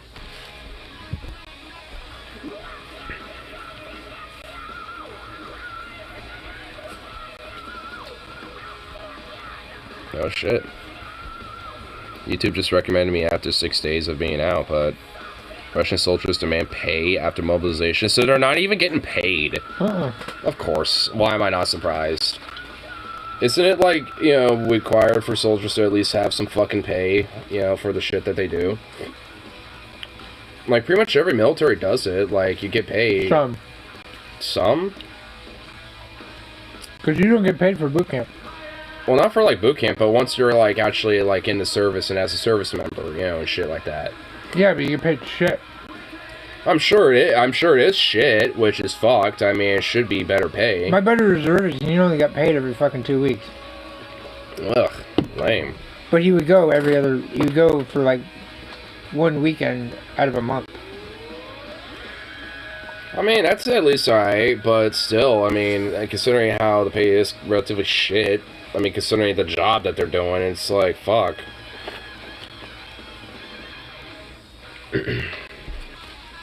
r/white people Twitter. Like, what the fuck is... Wait, hold on, wait, what is this? 2 year old, 2 years old, but still. Wait. Dean Browning. Pennsylvania. This is from 2020, yeah. And the guy in the profile picture literally looks as white as snow. It says, "I'm a black gay guy." Oh, wait, what? Okay, this guy's just being a fucking idiot. I'm a black gay guy, and I can personally say that Obama did nothing for me in my life. I only changed a little bit, and it was for the worst. Everything is so much better under Trump that I feel respect. Why? Is this guy trolling or something? I was born a poor black child. Right, yeah, which is profile picture, especially if this guy's a politician, shows like a white dude. So is this guy trying to do like some gotcha or some shit, or trying to quote somebody but forgot the quotes?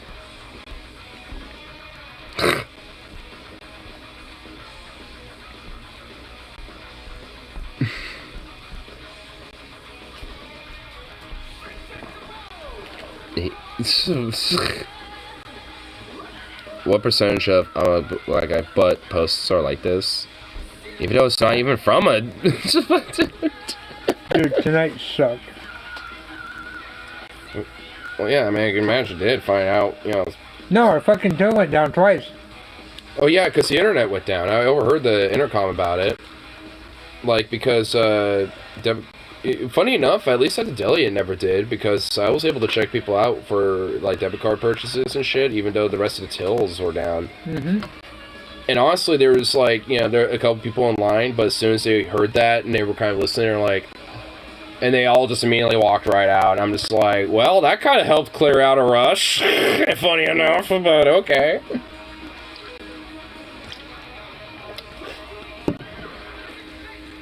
Did he at least let you know that that's what happened, though? Okay.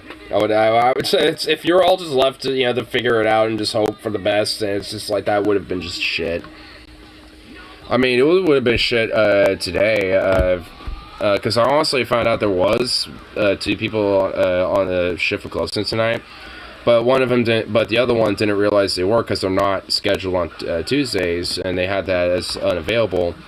And for some reason, they were on that schedule, even though me and everybody else knows that she doesn't, you know, have Tuesdays available. You know, so we all just kind of assumed, but then they all, you know, and I just kind of immediately knew, like, alright, there's an off chance I'm probably going to be called, and of course I was. So, you know, and then they're all like, yo, she was on, but never, you know, hasn't responded or nothing like that, so we're all just kind of freaking out. And then, like, later down the line, they did get a response, and they're like, oh yeah, she actually was just in Astoria and didn't realize she was on schedule. I'm just like, oh. Well, yeah, I mean, she doesn't work Tuesdays, because, you know, that's when, you know, and she said to everybody, me included and everything, you know, that she's not available for those days, because from then until, I think, like, Thursday, she's out in Astoria or some shit, so it's like, everybody knows that, but evidently, and also, I found out that her store director and pretty much, like, one or the other store PICs and shit, well, vacation, so...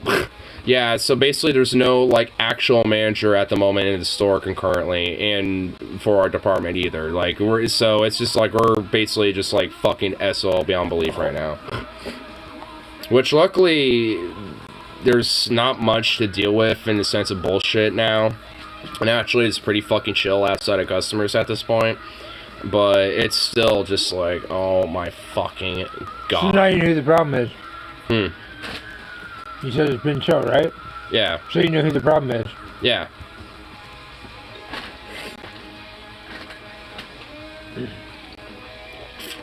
Oh, I mean, honestly, especially after last week, I mean, it kind of confirmed in my fucking mind what the kind of problem was.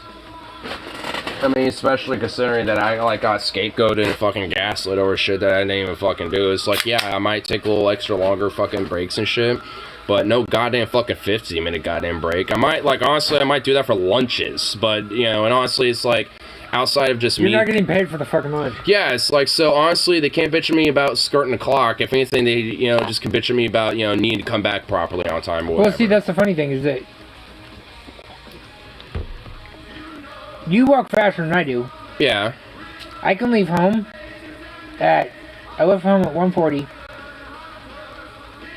Look after work in 10 minutes. And it takes about, you know, half the time for me personally, you know, so about like 5-ish, On a good day, if I got a little extra pep in my step, maybe like 3 to 4 minutes, you know, but usually about 5 minutes on average. I've timed it. I mean, on a day... I timed it, but I walk fucking slow as fuck, and you know that. Yeah, I mean, on a sluggish day, I mean, it could be like 7, 8, maybe 10 minutes, you know, if I'm not feeling good or feeling sluggish and shit, you know, so it's not like all the time, you know, but on average, it's about 5-something minutes. That's a box of gaming. Nice. That's a nice box. And the box that my fucking small ones came in? Fucking long-ass rectangular box. It's like, you motherfuckers, just put it in a goddamn small box. For real. What's the protocol for the internet goes down? Does Safeway just let people leave without paying, or does huge lines form at Fuck, checkouts? no, we fucking turn them away. Like, honestly, it's just like, unless you have cash, then we can't check you out, unfortunately. Like, I mean, at least when the internet's down. Like, no, we couldn't take cash, because we couldn't even open our register. Fucking really? Really. So we literally had like a line of cars, and Tanner told me, okay, well, the internet's down, we're going to get done with these cars, and we're going to turn away a person. He turned away somebody, and the lady called me a fucking asshole. Just because of something that's literally out of your control. And this is after I talked to my mom. After you got the news, and now you're feeling... Oh, dude. Bro. I literally, if I would have fucking heard her call me an asshole, I would have looked at her and said, you know what, bitch? Fuck off. I would have got fired. But I wouldn't have cared. You know why?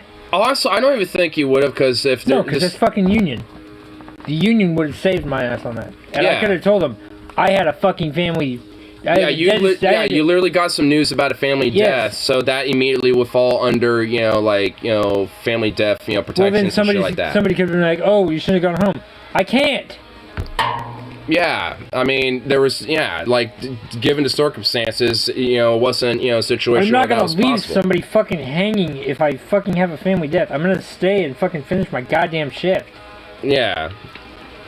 I mean, if you want to fucking cry about it, boo. I mean, it's if anything, it's kind of an optional thing for some people. It's better for them to take day off, but some people can muster it at least for the rest of the day, but probably want the rest of the week off or something. People are different, but nonetheless, that's why those protections are there, so people have that option. And at least just with that information in itself, that would be protected, especially under unit with that. So. Even then, because store director is on vacation, like, who would basically be, the second person to go to right now, basically just going to be, and we're going to be fine with it. They're just going to, rule it off as, like, a customer being unruly and, calling someone, rude name and, just, dismissed as needed. It wasn't... Funny about my headphones? There's no power button. No power button? How in the fuck do you turn them on or off? You just put them in there? So once you take them... turning these on or turning the earbuds on? The earbud. Or, like, wait, what doesn't have a power button? Do the earbuds not have a power button? That's the power button. Oh, just going on... Oh! That's what when I told you yesterday what cost me $80. Convenient for power saving. Nice. That's what cost me $80. Nice. I like that. So when you wrap that little loop around, that's I was being stingy and I didn't want to fucking wait, so I fucking did 1 day shipping. Yeah. But yeah, having that little loop around, be what turns it on, that's fucking nice, because that does, wonders for power saving. So if you take it out, it doesn't fucking run dead. I like that. I like that, Holmes. That's why I buy name brand shit, and when I bought those fucking other ones, they weren't name brand. Yeah. Sometimes not, it depends on what it is. Like, sometimes knockoff brands might be a little better, but it just depends on what... I know your headphones are fucking knockoff brand, and I know they work fucking great for you. Actually, no, they're Skull Beats. Oh, Skull Candies? These ones? Yeah. They're Skull Candies? I'm pretty sure. Oh, I've had those. Yeah, those or are JVC. Really good. Oh, JVC's good too. Yeah. I've had the Skull Candy ones. And this is Anchor, so I think this is technically like a side brand, not like a mainstream one or a knockoff, but, in the middle. The one I gave you, it's a knockoff brand. And it works. Well, my mom doesn't need it. I bet my mom a ton of people walk out without paying Lamau. I mean, for the check stands, probably not. I mean, from like other departments or like, you know. You had to have debit cards to be able to do it. Yeah, I mean, like, at least, you know, in the store, like, cash was still acceptable, you know, like, because our tills, at least in the store, were still working, you know, at least for cash payments, so. Ours wasn't. Yeah, like, yours for some, you know, because it's probably, you know, like, operate just a little differently in comparison to, like, others. Like, and I think our tills, you know, under a different server maybe or some shit, like, maybe some servers went down, but not all of them in the store, because I know where, like, the server room is, and it's not big, but, like, it is full of different, like, fucking computer shit, and I wouldn't be surprised. Have you been in there? I haven't been, like, inside, but I've looked in there. I have. When I was at Kersey, I had to go in there to get the blower. Oh, really? It's fucking huge. Is it really bigger Dude, than... there's fucking 3 rows of fucking servers. Yeah, I know there's at least like 3 rows and, you know, and like all sorts of like... dude, they're stacked. Yeah, yeah. Like I said, I've looked in it. I haven't been like all the way in there, but I have looked inside before, and yeah, dude, it's fucking stacked. Yeah. Most people don't have cash. Yeah, and that's why a lot of people walked out, which, yeah, to be fair, I'm sure some of them didn't pay. I mean, because, and honestly, maybe some of them just came back later, because, I mean, I know there was a few people that's like, I'll come back in a little bit. And, yeah, I did see them a little bit later. So, I mean, you know, like, there was just some people that just, you know, would come back a little later when, you know, hoping things improved, which, honestly, the internet being down was only for at most maybe like 10 minutes, so it wasn't even really that long, but it did create a fat fucking hiccup, and I saw those lines building up quick. It went once, and then it went again, and I was like, what the fuck? Oh, I had a stupid fucking customer tonight. Good. 5 minutes before we close, oh, they pulled up to the fucking gas pump. Oh, no. And I'm like, ma'am, our pumps are closed. She's like, are they? I'm like, yeah, we just lost them. Aww. I didn't say sorry, I didn't say shit. I just said our pumps were closed right now. Yeah. There was the lady that came up, like... She's like, what time do you guys close? I'm like, how? like, yeah, you rolled up, like... Now? Like, literally, like 30 seconds ago. You would have came 2 minutes earlier. It was like 10:55 and we just fucking around. I mean, we fucking around 90% of the day.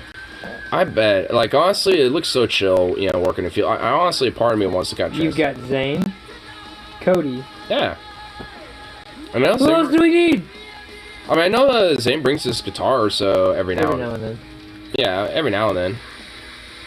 Which I have my bass acoustic, so if I was working over there, like, I'd just plan, like, hey, you want to bring a 6-string tomorrow or some shit on shift? You know, I'll bring my 4-string bass, you know, just jam out a little bit. What do you have to work nights? I mean, an hour later than what I normally work with, you know, so it's like... 3:30 to 11. Andrew's like, I can do it, I can just sleep a little bit longer. I mean, that, and also, I mean, what... Literally, I sleep probably until about 11 o'clock. And then wake up, and then... And also, like, I mean, it's, again, like, an hour, you know, it's, like, 1 extra hour, you know, of working instead of, like, you know, being out at 10 or some shit. But half the time, I'm leaving at, like, just a little bit before 10:30 anyway, so... Aaron is very, very picky about fucking being late. Very picky. Because Zane's on his last fucking leg. Zane has always been on his last leg, though. Yeah, for 11 years. Zane's been there 11 years. He has. So that's why I'm just like, I mean, if he's like that, but then you have, you know, he already has, like, his problem child. I mean, it's just like, you know, I mean, if some... I've almost been I know that guy's literally been, like, 2 to 3 hours late before and shit. Like, I mean, I know... Hour. An hour, yeah. And like, Aaron gets on his ass about it. Yeah, you know, so... What you've also got to realize is that I've almost been late once. Almost. I just got there at 9 o'clock. Yeah. Aaron didn't fucking say shit about it. Well, because it's within, you know, like... I mean, if you're 5 or 10 minutes late, you shouldn't fucking... He won't bitch at you. Yeah, and honestly, worst case scenario for me is usually I'm like, at worst, you know, 30 minutes. 2 or 3 minutes. Yeah. Yeah, like, you know, and also it'd be like, you know, within like a 15 to 20 minute margin, and, you know, he would probably be like, well, it's not, you know, like... It's not serious. Yeah, it's not serious. I mean, you know, you're still like within like a 30-minute margin and shit. If it was beyond that, I can understand being like, yo, what the fuck.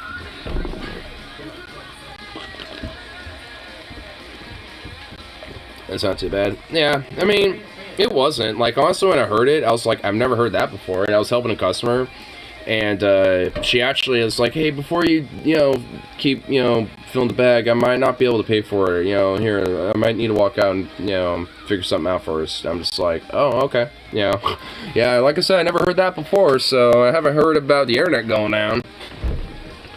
Oh, you know what? I wouldn't, like, it might, I guess it might sound conspiratorial, but what if it was like a cyber attack on the company? Dude, that... Now we're gonna test them. The phone's on charger, playing. We're gonna test these out. Oh, I just kind of thought something that might be a little conspiratorial, but kind of a plausibility. What if the company had like a cyber attack or some shit, and like, you know, various different stores got hit with like, you know, internet shortages.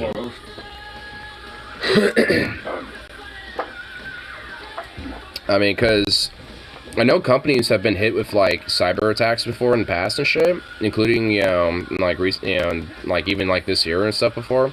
So I mean, I wouldn't be surprised, like, you know, if maybe Safeway got hit with like a cyber attack of some sort. You know, because, you know, like, considering that at least, you know, they're somewhat of a significant company in like the PNW, and at least it's tied, you know, with a capital firm that's a pretty big Sorbia's Capital Management. So I wonder if it's like, you know, maybe something like that. But I mean, probably not. But it'd be kind of curious if that was, if like other stores had the same problem.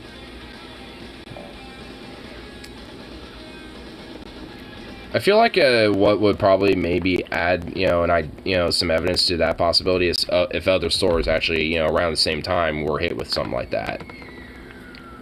You know, it's like, yeah, some Safeways, you know, in Washington, Oregon, and Idaho, all were hit with internet down shortages for like 10 to 15 minutes, and blah, blah, blah, blah, blah. Because at that point, that legit might, you know, lead to suspicion of a possible cyber attack. And if that's the case, that'd be like, oh, based. Like, I mean, I'd find it a little based as far as I'm concerned. I don't really give a shit. I mean, because think about it, if, like, pretty much like every Safeway was hit with internet down shortages for fucking, like, even 15 minutes, give or take. Like, think about how much profit just, like, goes out the window. It's like, yeah, you might be able to do cash payments still, but you still made a lot of cut in the profit there for that day. Like, I mean, it's a decent percentage. Like, I mean, it's a little tiny dent in the weekly / you know, monthly profits, obviously, for the company, but, like, it does have an element of being like, hey, you know, like, yeah, like, we did kind of take, you know, a profit cut and a dent, you know, into their shit. I hear it click off and on. Oh, yeah. Yeah, I just turned on. Dude, that's full. Oh shit, it just changed. Don't touch the sides! I didn't mean to, it just changed a new song.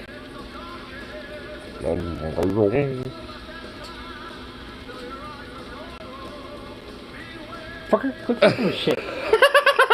I keep fucking with it. Funny thing? How to turn the volume down? You swipe down. No, it's only on my side. Oh. That was a good song. Give me my fucking headphones back, you fucker. I keep fucking with shit. I keep fucking with this shit. Fucker. Man, that shit's a little sensitive because I was trying to swipe, but like it acted like I pressed it again. But they're really good. Yeah, that's actually pretty good quality though, and it actually fits fairly comfortably on the ear a little bit. So I know you. I can't hear you.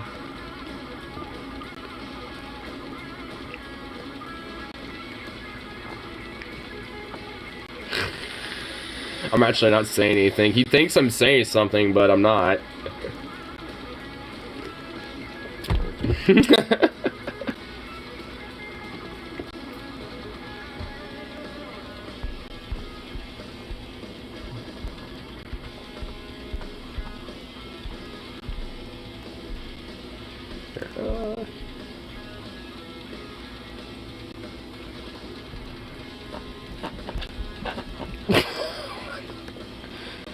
What in the fuck is he doing over there?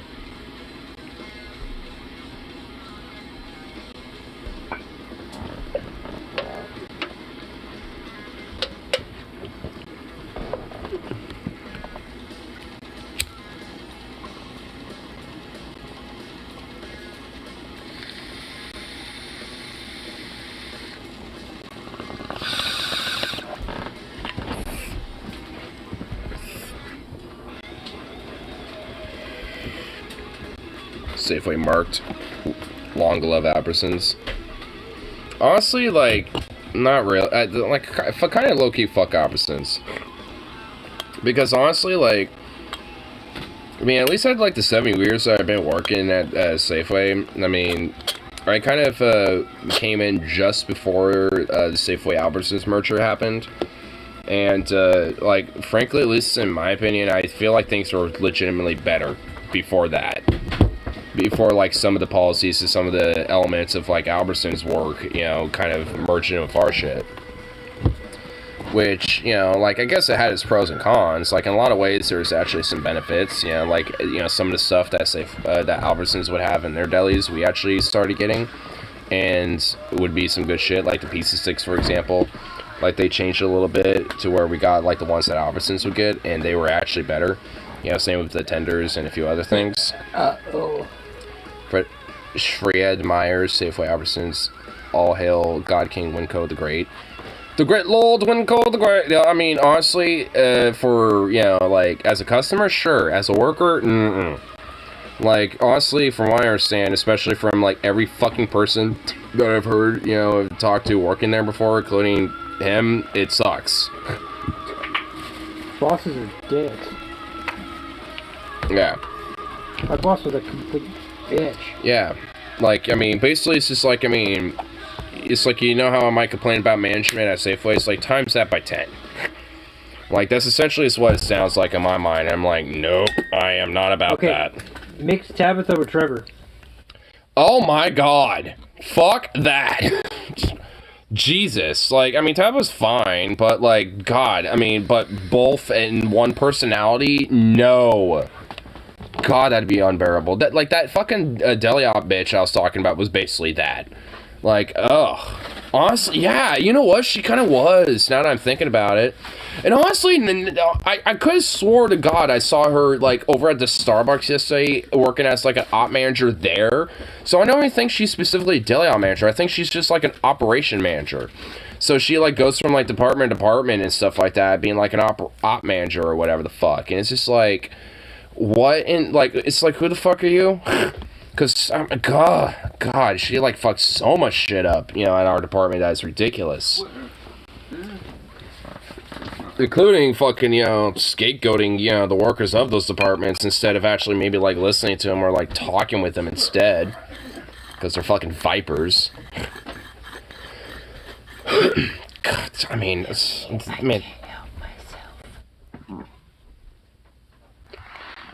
like this, ugh, man, that bitch was a fucking cunt. And also, the fucked up thing is, she lives just, like, in this neighborhood. I saw it, like, because when I was on lunch yesterday, when I was doing my 9 to 5, like, she happened to clock off and was walking home, and she was walking down the same fucking road. And then she turned off, like, the street before mine, and I was like, oh, what the fuck, she lives here? No! It's like, no! It's like, fuck. It's like, no wonder she looked familiar when I first saw her, because she's like an op manager there or some shit for just a store. So she's not even like a deli op manager. So it's like, what? It's like, I was told that's what she was, and even her name tag said that. So it's just like, was she just like that for like a couple weeks, cleaning the place up? Because it's like, what the fuck? And got paid like 35 to 40 an hour. I don't know how much specifically. I just know that at least, you know, collectively all of them are making about somewhere about that, between like 30 to 40 an hour. So, you know, we don't get that though. Dennis Doyle, the former corporate shitbag mayor of Beaverton, pled guilty to child porn. Ooh, spicy meatball. Fucking, yeah. Spicy shit right there. He's getting drug over the coals for that shit. Oh yeah, he's going to go over some coals on that. The police union, all the corporate hacks were strong rallies up the guy. Oh wow, why am I weirdly not surprised? Because like, hey, well, you know, a lot of the financial benefit we have to this guy is too good. So this is like some fabricated bullshit. We're gonna, yeah, it's like he didn't actually do that. Oh no, he's getting fucked. Yeah. Like if he pleading guilty and being confident and having to go for a whole court, that you're fucked. Yeah, you're done. Dude, you're getting stabbed in jail. Oh, dude, I bet a motherfucker's probably got a vendetta of that son of a bitch, and they're gonna, he's gonna have fun in jail. Oh no, he's gonna die. They're gonna fucking kill him. I'm saying fun, you know, as like a subtle way of implying that. Up until the federal charges, there was a proxy war between Doyle and his allies against the more left-leaning current mayor and her allies. Oh my god. So that, like, it was literally just, oh my lord. He's in his 70s. He's in his 70s? Oh my good lord. Well, I mean, he also, well, yeah, I mean, at that point, he might just die in prison just because he might have, like, a stroke or something. So, I mean, like, even if, like, someone doesn't get him for that shit, like, you know, in prison, you know, he's probably just gonna die there. He's probably likely going to spend the rest of his days there. I mean, in a sense, he might still get treated somewhat fairly because he's, like, a politician, you know, and he probably has money, but, and like, connections. But, I mean, nonetheless, it doesn't necessarily protect him from prisoners, either. Like, prisoners don't got political connections, and they don't give a fuck if you do, so... They're probably not going to put him, they're probably going to put him in PT. Yeah, probably. The corporate wing was, left in complete disarray when the charges were brought. It was completely unexpected to him because they consider him a very respectable person who was unjustly voted out. Oh, but then this comes up and honestly adds even, I mean, maybe for different reasons, but some justification to vote him out. So, cop the pants down. Too bad, so sad for, the corporate shitbags of Beaverton, backing up a little pedo. Just outright caught and pleading guilty to it, to the whole shebang. So good job there. What was his name? David Doyle, Dennis Doyle. He's also related to the name of John Doyle, that weird like political like commentator, far right fashy kid or whatever that does like the heck off commie segments or whatever the fuck on YouTube and shit. Those are actually kind of fun to watch. We haven't watched one of those in a long time.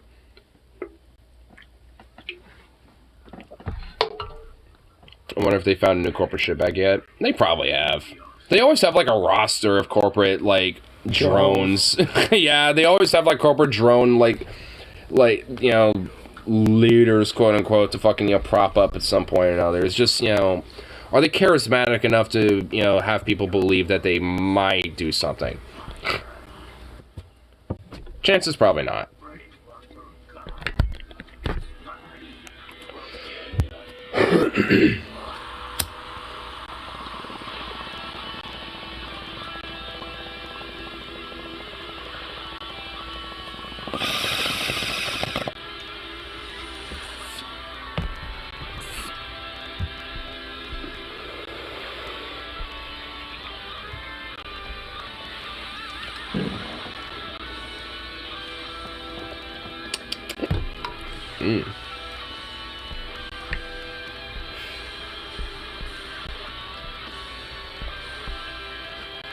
Oh, I see a little news thing here, but did you hear, Rip, did you hear about like some grenades that washed up on Newport?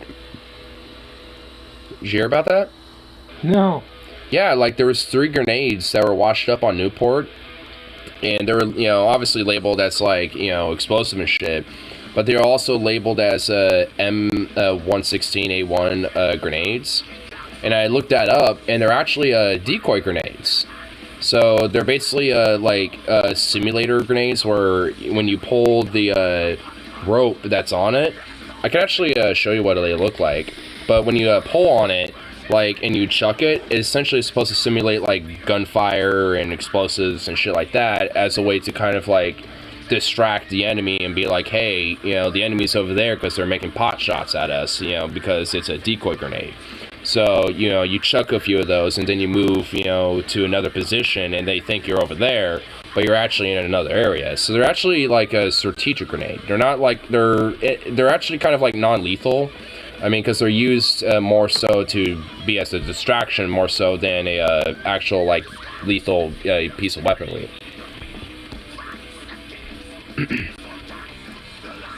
But yeah, honestly, it's kind of spread around the news a little bit. But yeah, it says police warn Oregon beachgoers about grenades washing ashore. Unexploded grenades. Here, I literally just look up the name of the grenade specifically, the M116A1 grenades. I literally looked that up on Google, and there's fucking articles about them. Like, I mean, because they washed up ashore.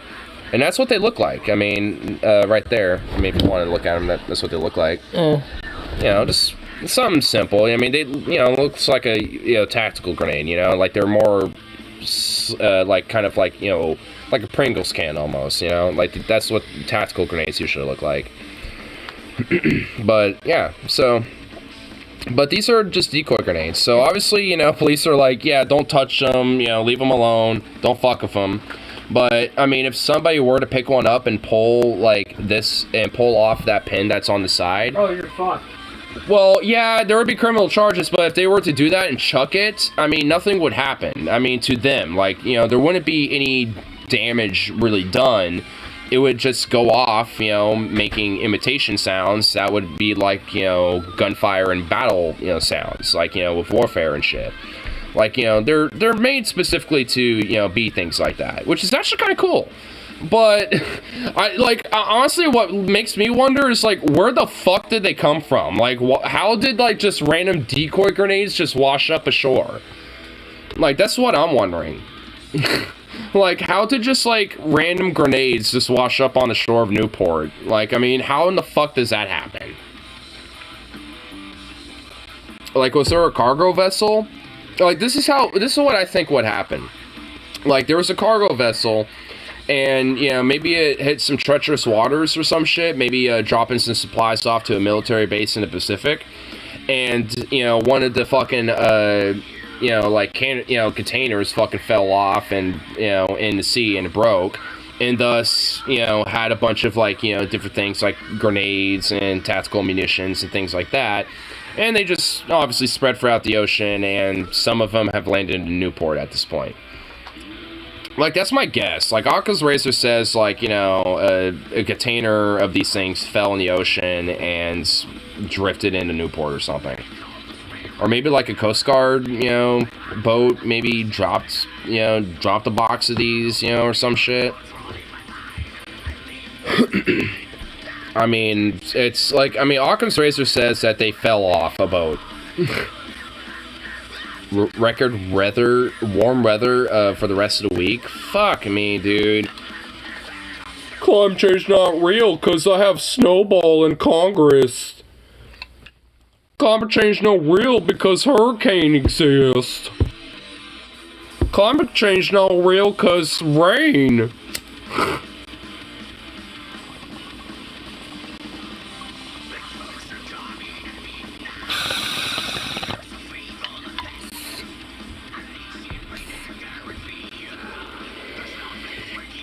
What if it's November and nice and balmy?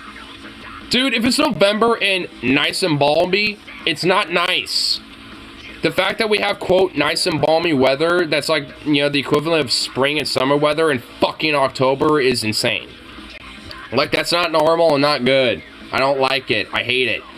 Not just because I don't like, you know, I don't usually like hot weather anyway, but especially when it's not in the season when it should be, you know, like, cold. Like, I should be wearing jackets right now. I should be, like, having, like, you know, a layer or two of jackets on my ass right now. But no, I'm in my fucking work shirt. But my Willamette Dive.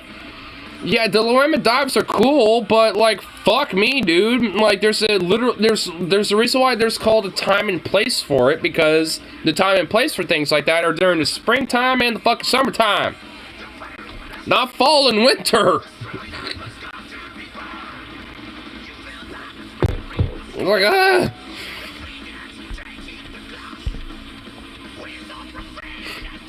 The time and place is mid-October, Lamau. You know what? I will, you know, give some respect for that shit. I'm still butthurt, you know, that I lost my hat that night. But I'm okay now because I bought the same hat again. I'm gonna have that hat come back. That brown Baker's Boy hat is coming back. I just need to get the pin that I had on it again. I just need to order that, and then we'd be totally Gucci. But I could just take the one that's off of my cowboy hat and put it on there.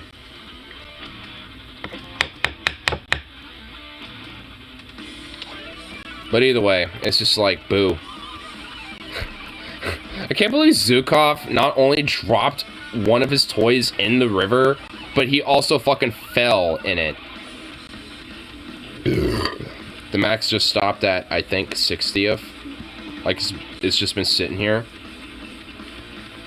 The max is just literally sitting at 60th.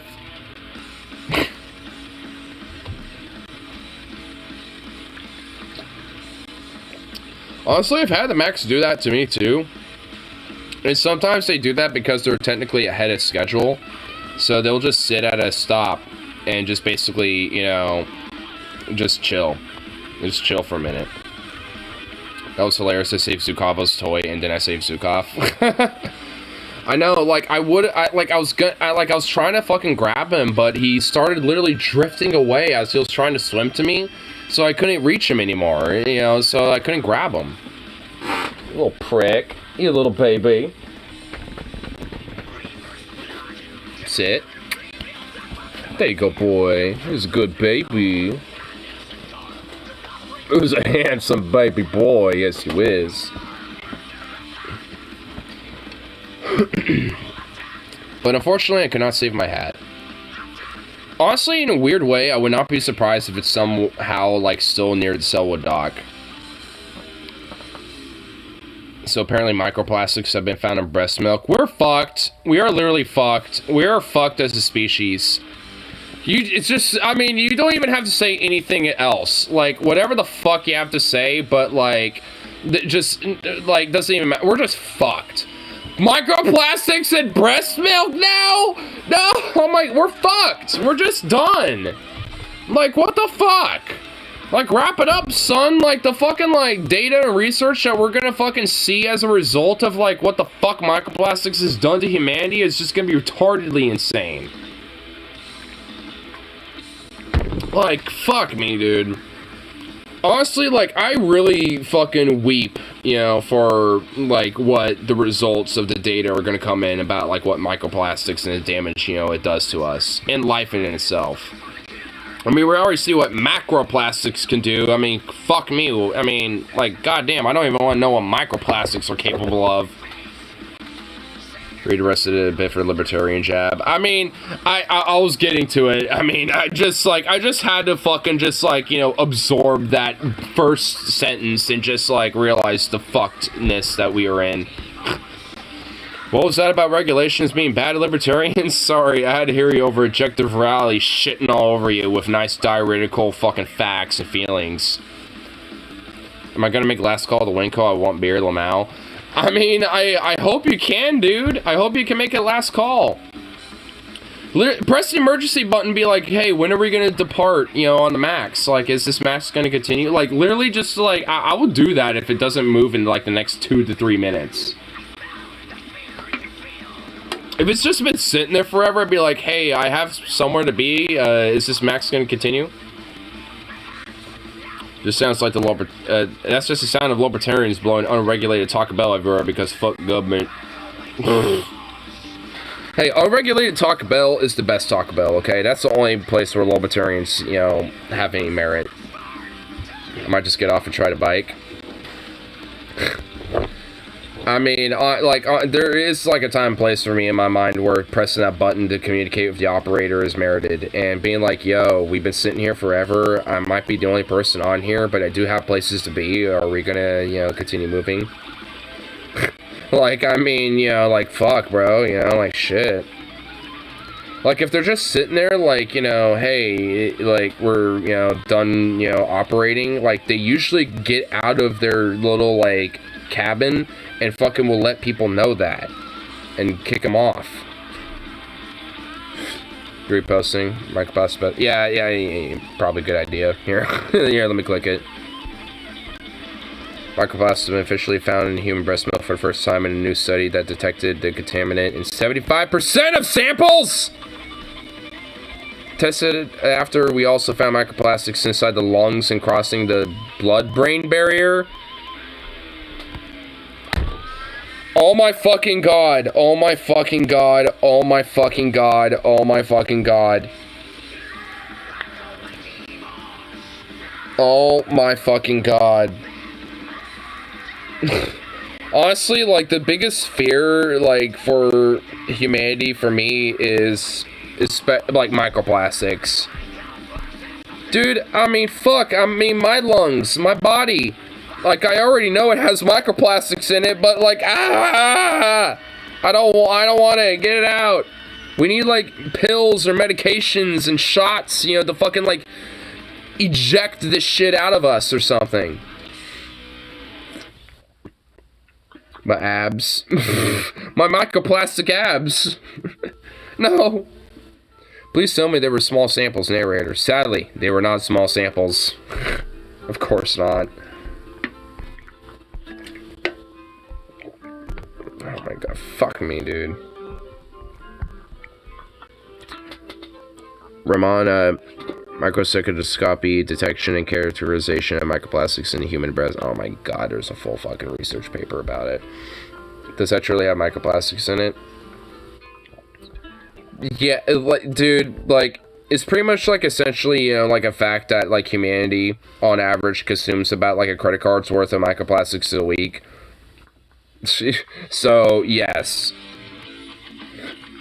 And honestly, like, I do worry about, like, what that is, you know, gonna do to us in our fucking, you know, physiology. People are just gonna end up being born 12% plastic. Oh my god. Dude, think of the life in the oceans, man. I ain't eating credit card, Lamau. You don't have to eat it. It's a credit card's worth. Which is very thin and just very, you know, it's just a little square. But it's, you know, like, a pretty significant amount. Like, it's still gonna go for your gut and your system and shit, but nonetheless. So people in Flint would be 12% plastic and 12% lead. Yeah.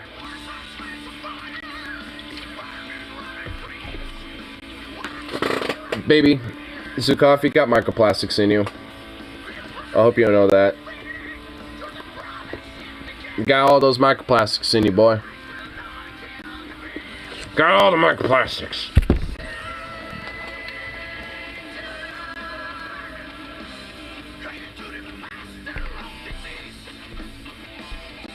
Satan.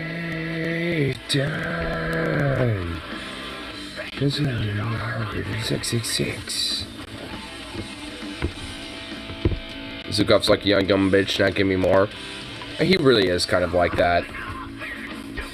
Chonk. He doesn't know how to get into bed, so he wait. Oh my god, dude, that is a chonk. That is indeed a fat boy. Dude, his eyes look so fucking alien.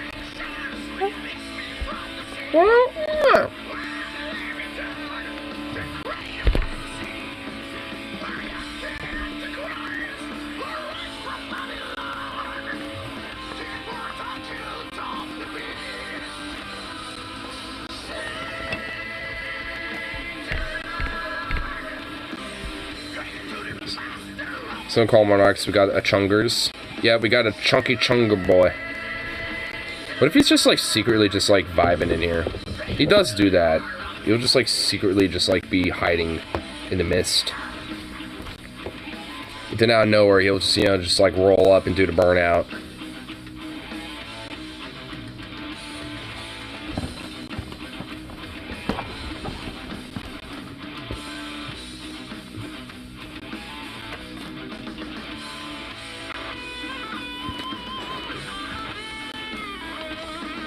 Smoking a massive reefer so lit he can't comment. He does have that volcano vape that he has. I remember him talking very fondly about that in the past. So I would not be surprised if he is doing that.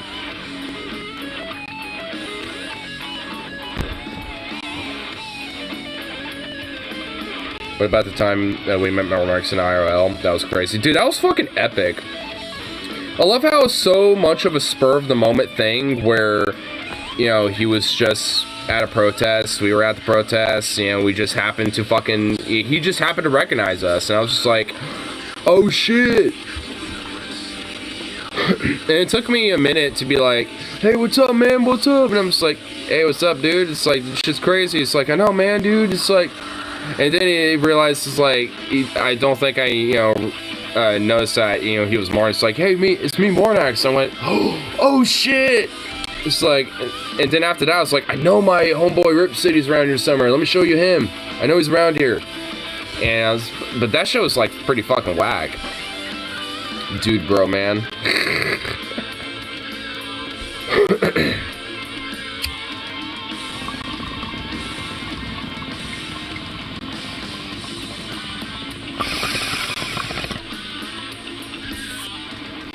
Honestly, like, I need to, like, get his number. So, like, him and I can actually, like, you know, link up again and shit.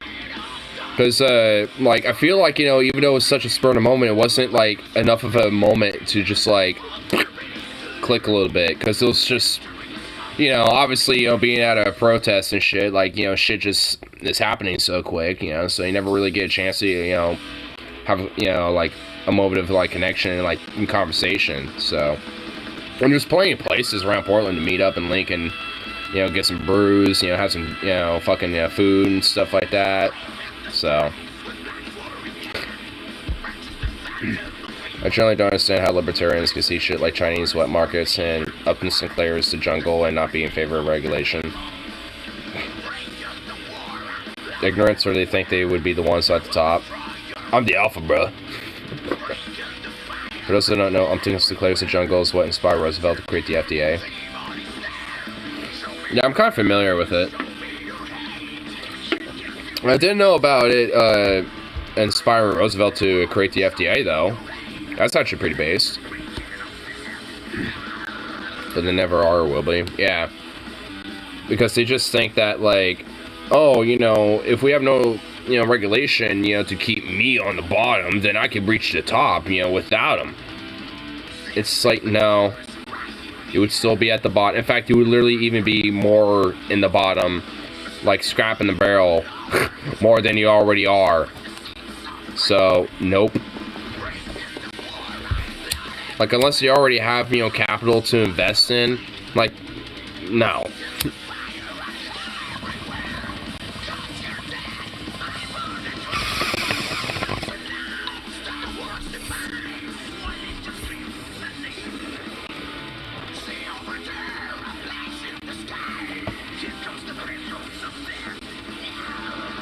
There's a documentary in school set anyway. I mean, I wouldn't, you know, be surprised if at least in some element, you know, it played a role. Yeah, Rose is right. So I guess your school was right. I mean, at the very least, I would feel like it would play a role. Because I know there was like a American movie that was like an anti-nuclear war movie in the 80s. I think made in 1984 or 1983, one of the years. I forgot the name of it. I think it was The Day After, I think it was called. And I know it came out a year after the British made an anti-nuclear war film called Threads. And Threads, I feel like, is honestly more scarier and more haunting of an anti-nuclear war movie in comparison to the American version of an anti-nuke film, The Day After.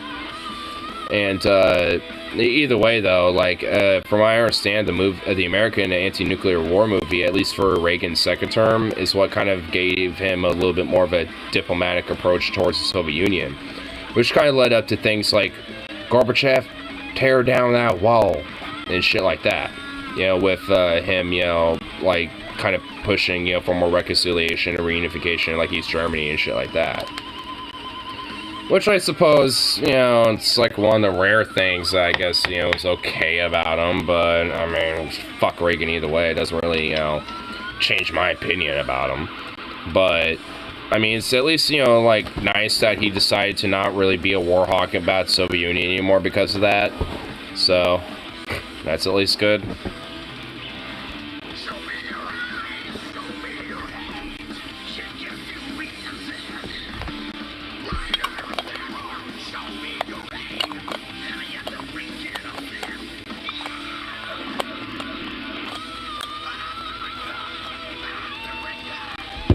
Are you seeing the leftover bread that you decided to rummage through? A little savage.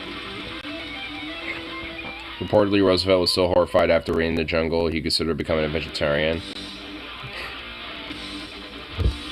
The proto-vegans of the time.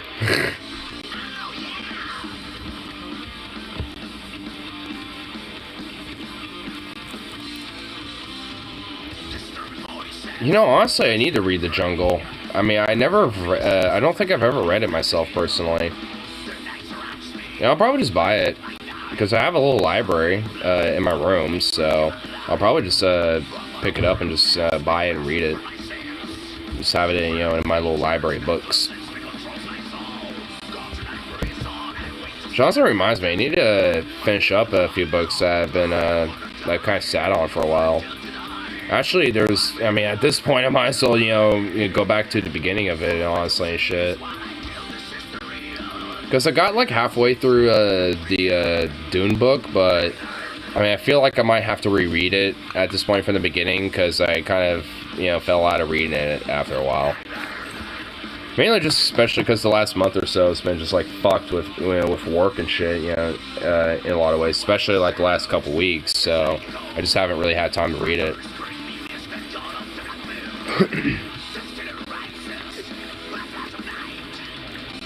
I don't get vegans that don't consider fish meat. Or fish animals? Yep, then it's meat. And then they're considered like, nah. I mean, it is a little weird. I never have seen those type of vegans myself personally. And Portland has a decent amount of vegans around here, and I have seen those type of people before. But, I mean, all in all, I mean, I've never really actually encountered someone who's like that. I mean, vegetarians, sure, where they make exceptions for certain meats and, like, certain things that are animal products, but vegans are usually, like, at least from my experience, are, you know, will obviously, you know, consider, like, crustaceans and fish and seafood of, you know, pretty much every type, you know, like, animal meat. Just as much as, like, a cow or chicken or something. At least from my experience. I mean, I'm sure there are, you know, like, vegans that probably make certain exceptions for certain things, but at that point, then they wouldn't necessarily be a true vegan, at least, you know, with the ideas of what veganism is about. So, it's like, I mean, at that point, you basically are just a vegetarian, not a vegan.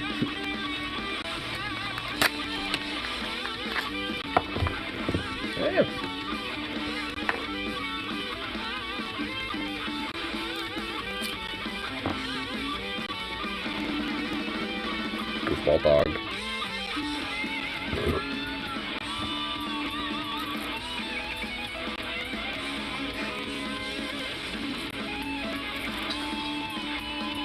What are you doing, buddy?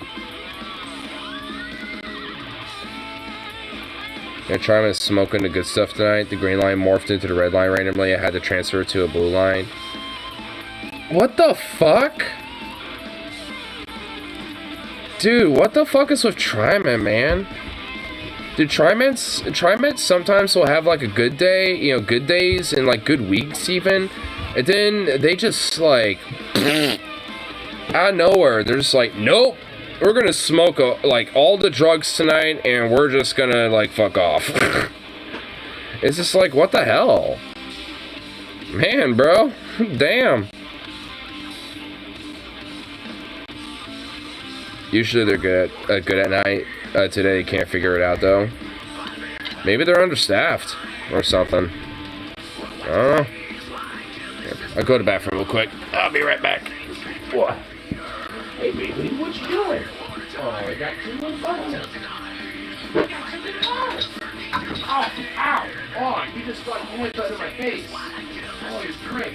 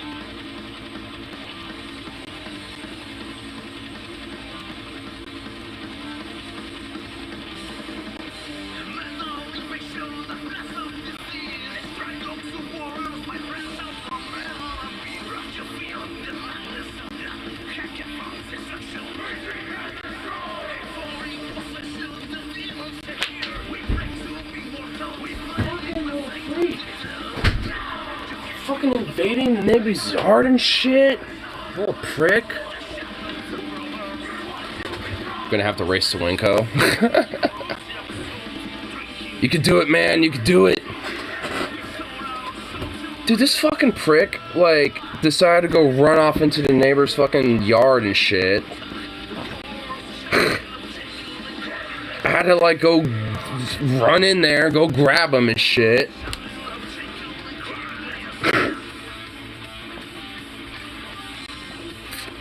Luckily, I don't think I woke anyone up. So no one came out being like, what the fuck you doing?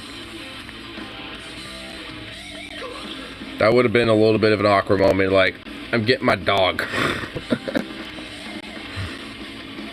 Zukov, look at you. You're a prick. You know that? Look at you. Hey, you.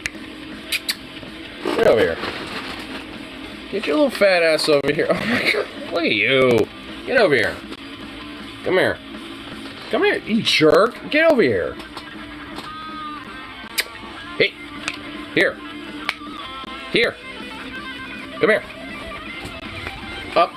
That a boy, you fucking little freak. Hey. Oh my god, you jerk. Look at you. And you ate that without me giving it to you. Did you just eat that whole... You just, like, barely chewed that. Oh my god. You little savage. You little savage, you. You savage.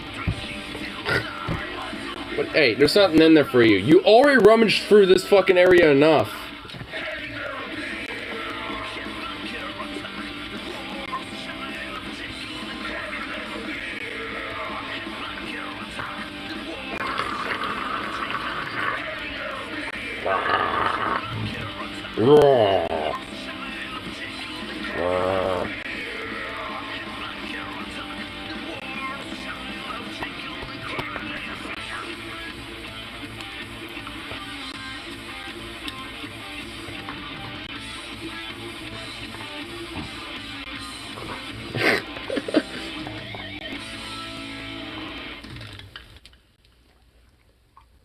This is a good boy.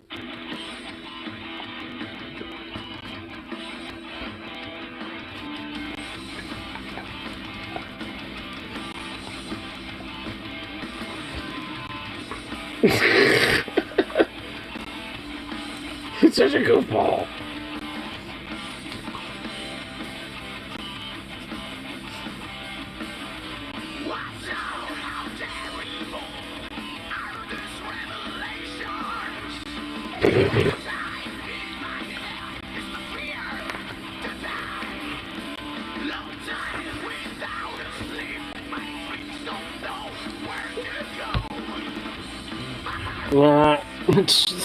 What are you doing now? Oh my god.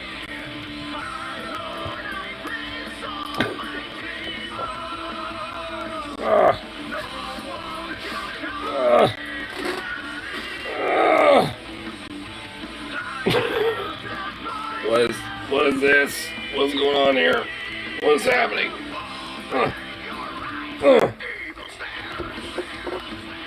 You fucking noodle. What is this? Like, what? I don't want to spill that. What is going on here? What is happening here?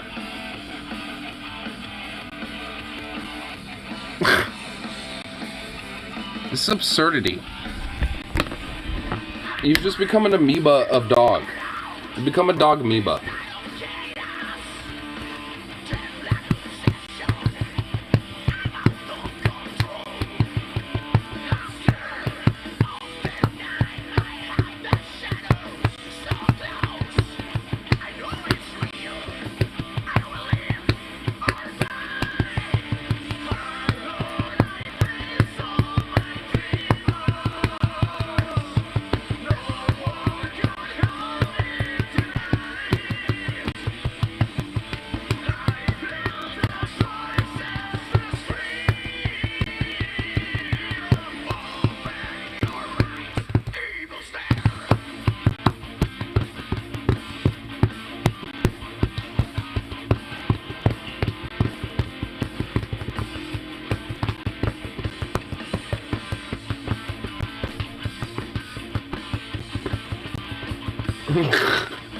You're just a little drum dog.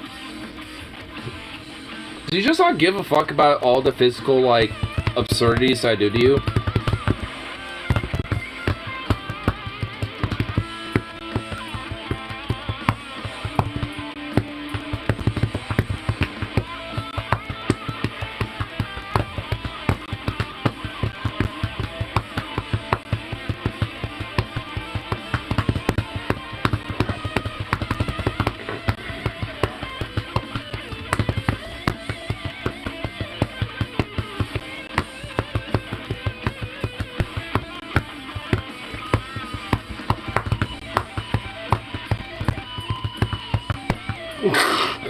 You don't give a shit, do you? You don't care.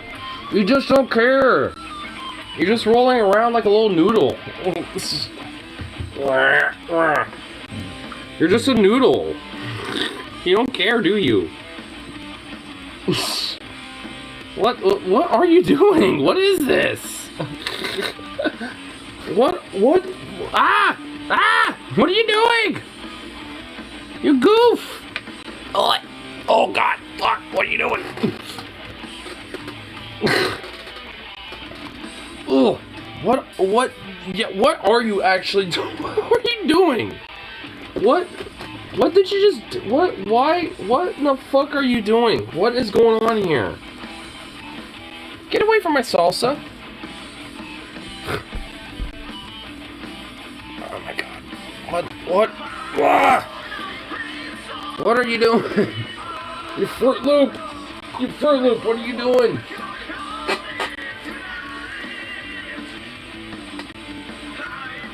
What are you doing? You're just chill with this?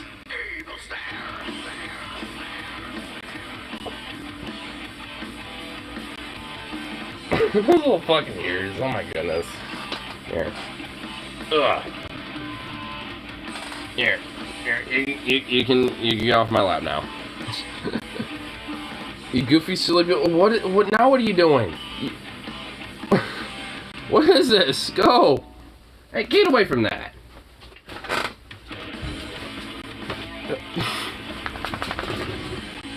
Little freak. Okay. Sit. Up.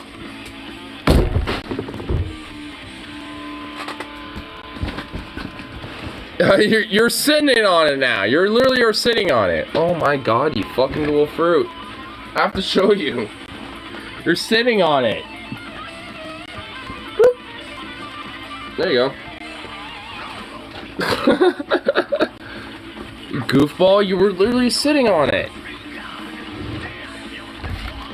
God. Goof? Did you not see me chuck it over there?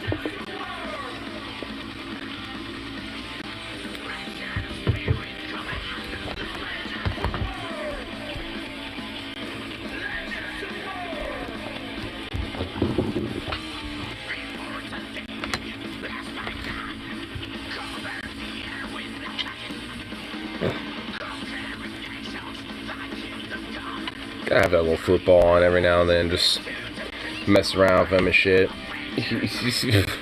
I mean, I just kind of like do that with him anyway, and just like mess with him or roughhouse with him, and he just accepts it. He's totally fine with it. I mean, because no matter what, it's just all a little playtime to him.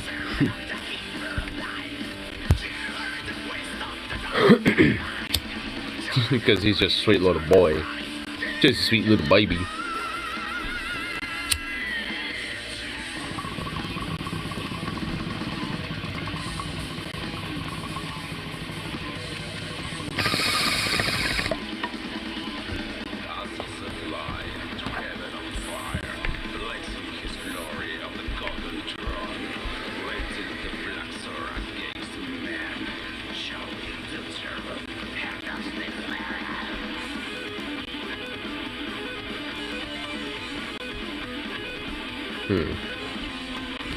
See what random little things are on the news right now. Not really much. Which, boo.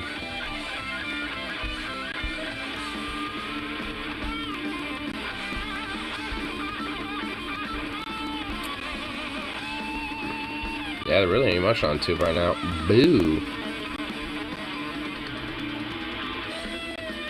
That shit sucks. That's some sadness from my brain right there.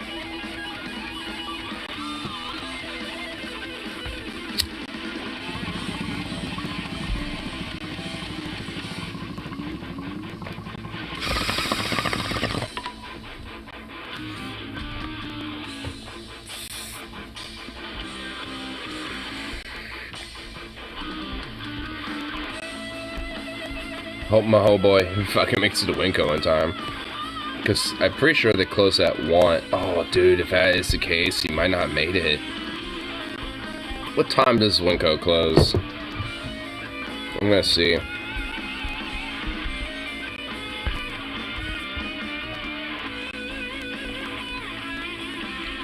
Yeah, the Beavertones. When does that one close?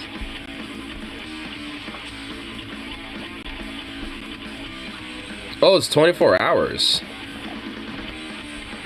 Or they have senior hours from 6 a.m. to 7:30 a.m. So he might be able to get last call, because last call is 2 a.m. So he would make it.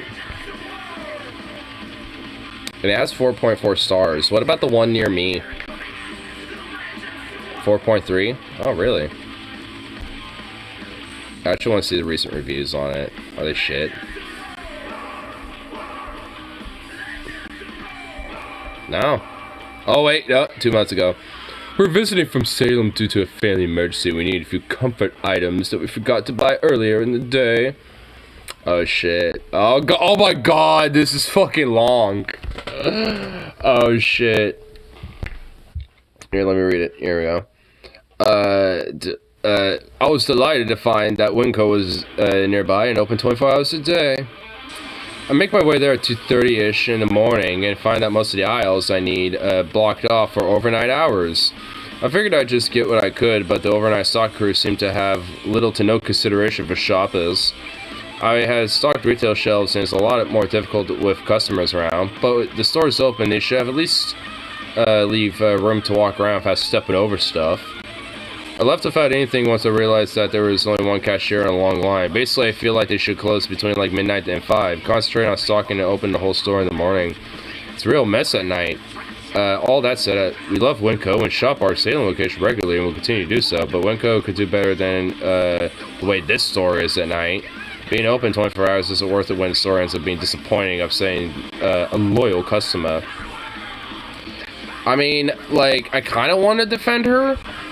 But, like, honestly, like, yo, like, if there needs to be some, like, major stocking on the shelves at night, like, that's not usually, like, a time when, you know, there's a lot of busyness and customers and, you know, and shit like that. So, that's usually why things are cordoned off. Like, I mean, Safeway's the same way, honestly. Like, around, like, 10:30 to 11, that's when the night crew, at least the start of them, like, the first shifts for night crew show up. And, I mean, they kind of do the same thing sometimes. Or they will, like, you know, they have a lot of shit that they stock up on one aisle, so they have so much shit to the point they just kind of have to cordon it off a little bit. So last-second customers might not be able to get through there. You know, so it's just like, while they, at least, you know, for our store, they might try, they'll at least kind of try to get out of the way, but, like, if you can't get through, you can't get through, you know, so that's why they will cordon off an aisle or two sometimes. So, I mean, especially if it's like 2:30 in the morning, and that's when night crew is doing a lot of their warehousing work, I mean, like, their primary concern is not about customers, it's about making sure that things are stocked up. I mean, I guess, sure, like, this is kind of where I want a defender, like, they could at least, you know, at the minimum be like, hey, what are you looking for, and you ask what you're looking for, and they can go grab it for you. Like, I mean, there should, I mean, I can understand it from the customer perspective to an extent, but at the end of the day, if, like, you know, I mean, if there's shit that needs to be done, and they have to cordon off a section of aisles, you know, to do so, then they gotta do it. I mean, at least in my, you know, like, if I was in the position, I would at least be like, well, what you looking for? I could go grab it for you. and you know, just be like, hey, I need this and I need this and it's in this aisle, and I'd be like, all right, let me go grab it for you real quick. I'll go see what you need. You know, do you have a specific brand or anything like that, you know, that you're looking for? You know, I'll just make sure that I, you know, find what they are specifically looking for and, you know, give it to them and let them go about their day. I mean, that's at least me, but obviously, you know, like, when it comes to night crew and stocking and shit, that's not their primary concern, and that's not what they're primarily being paid for. Like, I can understand it from their perspective. That's why I don't want to immediately defend her, but I can see it from both ends on this. I mean, I guess that review isn't necessarily a Karen review. But, yeah, 2-star review from her, but, yeah, whatever. All these are, like, full stars. Like, 5 stars, 4 stars, and shit like that. Oh, shit, there's one that's calling out Safeway here. There's a 4-star review. I've been shopping at Safeway for a long time, and since my food money was cut, I decided to go to Winco. I used to shop at Winco. Okay, you know what? Alright, it's not even a call out to Safeway. Well, it is, actually. Because, you know what? And I agree with her. Like, I mean, there are people that, like, you know, can't even afford the shit that they used to get all the fucking time because Safeway's just jacked up and price gouged the prices on things so much that, like, there are regulars that I used to see that I don't see anymore, if anything, rarely at all. And that's the main reason why, because they price gouge the fuck out of things. Like, honestly, like, the deli meats that we have are insane. You know, when it comes to, like, you know, how expensive they are. So, you know, like, I mean, I thought it was going to be some other shit, like, oh, the employees there suck and blah, blah, blah. Like, no, but no, it's just because they price gouge. And you know what? That's an agreeable one, and I actually, like, understand it. So. But here, let me pull up some more music. I do see a 1-star review, though, that I wanted to look at. You know what? I should look at the reviews for my store now that we're doing this for the Winco. I'm gonna do it for my store. I kind of want to see, like, you know, what reviews are, you know, for mine. Here. Well, we'll read this one and then we'll look at my store. The 1-star review here. Cashiers were extremely rude. Is it a long one? Not really. Okay. Cashiers were extremely rude. One older lady, one younger lady. Younger lady checked me out. Name of receipt is... Okay, I'm not going to say that. We had some bad stomach cramps, and I had to make an emergency stop here, and it was the only bathroom open. The aisles of the Pepto-Bismol was gated off. This seems to be a reoccurring problem at this Winco. So I asked the cashiers if they could help me. With extreme attitude, in a sense that I was inconveniencing them. They said, you didn't see that black shelf? I had seen it, and what I needed was not on it. So I asked if someone can go down the aisle and get it for me, and they refused to even try to help me and treating me like a thief wanting to steal. I asked for the manager. She comes up, immediately goes down the aisle and gets what I need, no questions. The manager needs a raise. Those cashiers need to be fired. Like, not fired, but maybe reprimanded a little bit. Like, hey, look, I mean, if you're not busy and not attending to customers at your check stand, then just go over there and help them grab it really quick, you know? Like, I mean, not like, low-key fuck you for saying they need to be fired. Like kind of low-key fuck you, dude. Their name is literally the fucking generic, like, name that you'll see in the generic emails as the example that you type into the email before you actually type in the email. It's just, like, you know, johnsmith@gmail.com. That's literally what it is. It's John Smith. Dude, that is a fake name. Dude, that guy has to be a fucking troll. I mean, maybe not the experience, but at least the name itself strikes me as that guy uses his account as a troll account. Which kind of implies that, you know, he might be bullshitting. That just sounds like some bullshit. He probably read some reviews, you know, that were negative and wanted to just add his own. But here, let me go find my store, actually, because unironically, I do want to, like, kind of see the reviews for it. I have done it before, but... There, I want to see if there's anything new on it. Where is it? Yeah, give me mine. Yeah, let's see the reviews. Reviews, yeah! Oh shit, 4 stars? Okay. Let's just kind of go from, you know, is there a way to sort by newest? There you go, 5 stars. I want to read any that's like 3 stars or below. Oh, right here. Don't give their pharmacy contact info unless you like spam text messages. Okay.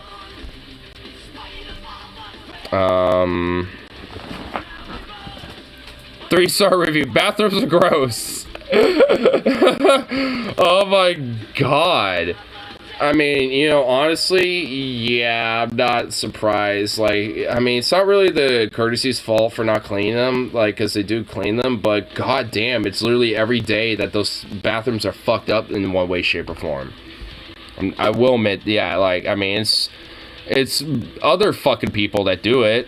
It's not the fact that we don't clean them, they get fucked up so much that it's hard to keep up. Oh, here's 2 weeks ago. Based on the continuous rudeness of a particular checker, I'm switching stores. Makes no difference to me or Save as a whole, but that approximate 1,200 annual business, he walked out of the store. Huh?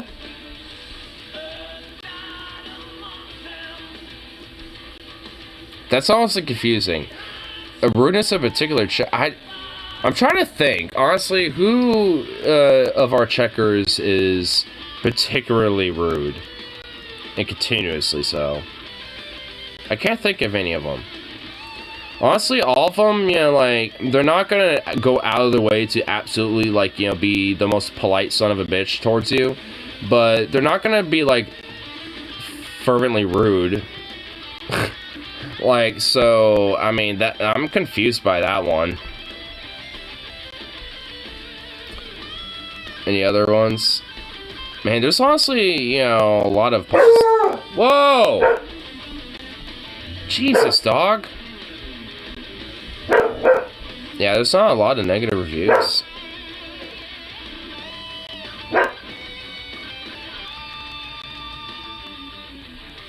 So wait, there's a 4-star review, but the review is negative. The lady working at the floor department seemed unhappy and grumpy. Her answer to my question was short, and Tuuli seemed mad to even have an answer. Or have to answer.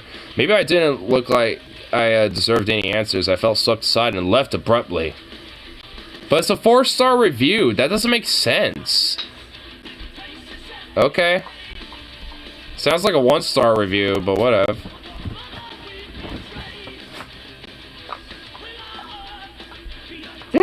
This is a review. It's a 4-star review, but it's a funny one. It's a Safeway, and like all of the Safeways, it sells food and things. If you need food and things, you can buy them at Safeway. Yeah, I love it. You know what? I love the just honesty of that review. You know what? I'm actually gonna like it. I don't normally like or interact with reviews, but I'm gonna like that review.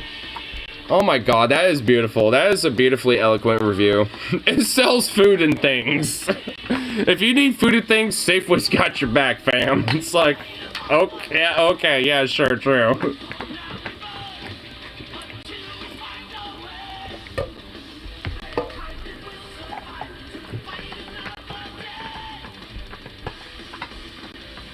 Oh shit, oh.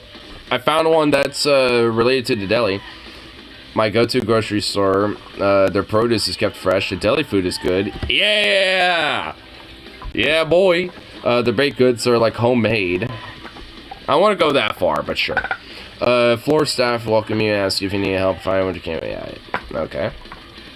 Not enough checkers. You blame corporate.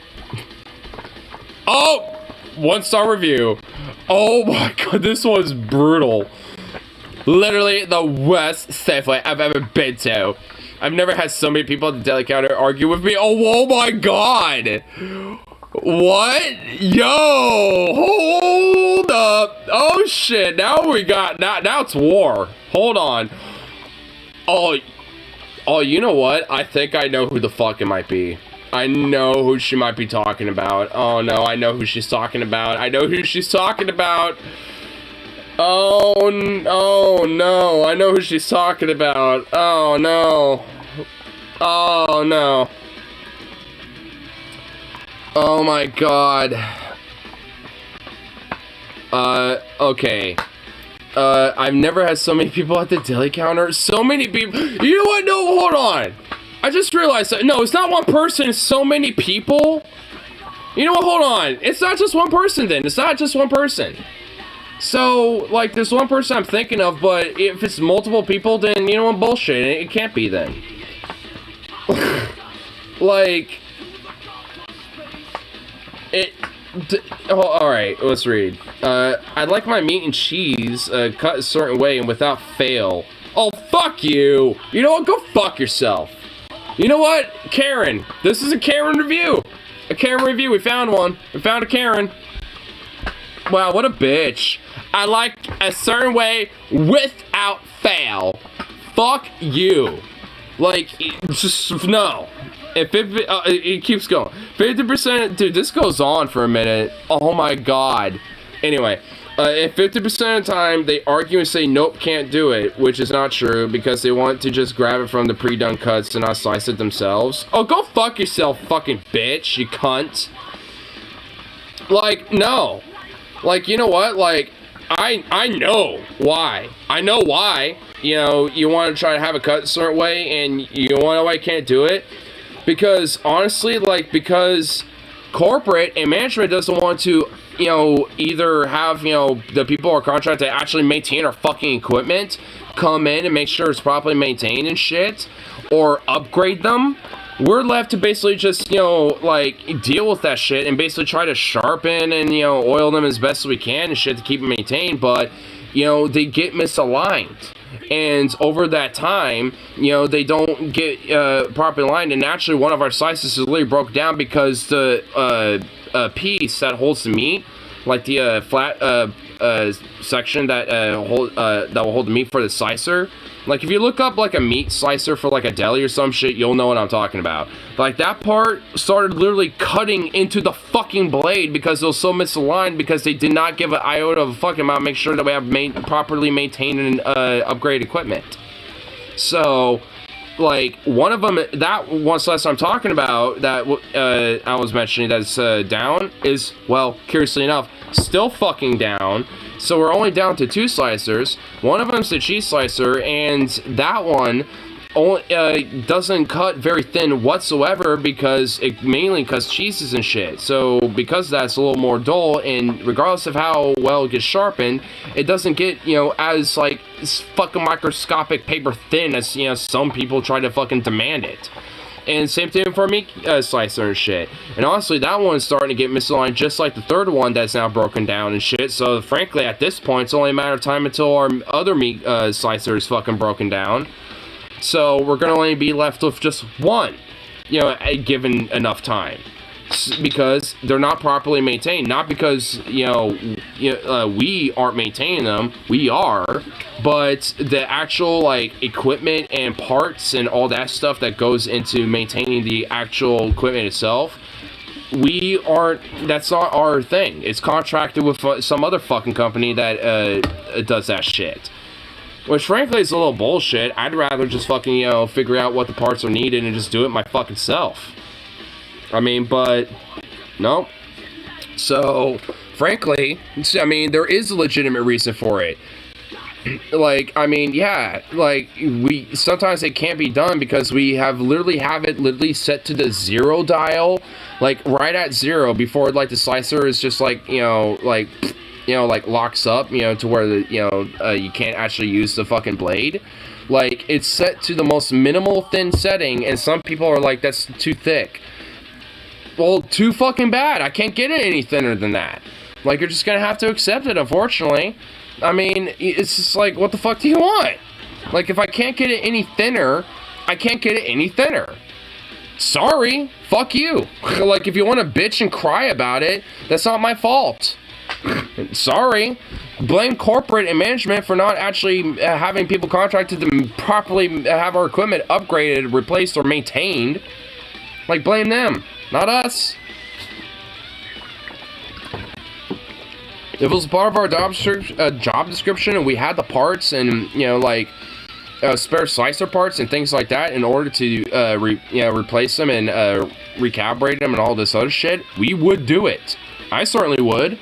But we don't have any of that shit because they don't give it to us because we're not contracted to maintain them in that way. They give that to some other motherfuckers, third party. Oh my god, and this shit literally keeps going. They literally have stickers on display showing the different cuts, and I'll point to exactly one I want, but they still argue. Bullshit. No, we don't. No, we don't. We don't have, like, different cuts, you know, when it comes to, like, thickness on display. We have pre-slice in our, like, grab-and-go section, and we also have pre-slice behind our counters if someone wants to grab it from there. We don't have, like, pre-cut stickers or some shit showing the different cuts or whatever the fuck. No, we don't. We literally do not have that. I'll argue with that because that's bullshit. I also asked someone in the bakery, oh, now they're going after bakery, if they could reach something for me on top shelf in the dairy fridge, and he said no, that's stocking job, and push it forward, to push it forward from the back. Even if it's pushed forward, I still couldn't reach it, and it wasn't pushed that far back, so someone a few inches taller than me could have easily reached it. Overall, at least argumentative employees. Oh, go fuck off. You know what, I don't even believe that last part of that story, considering that fucking little major jab at the whole deli department. Like, fuck you. I fundamentally absolutely believe that's bullshit. Like, considering how much of a Karen and how much she was, quote, arguing about, without fail, I must have this done exactly how I want it, and being argumentative, like, no. I guarantee you that you're being like, hey, I want you to reach this and grab it for me. You know, it's like you're being a cunt and being a fucking faggot bitch and wanting to fucking whine and complain that, you know, oh, we're being lazy and shit because we're not, like, your third arm being the fucking little slave for you. Go fuck yourself.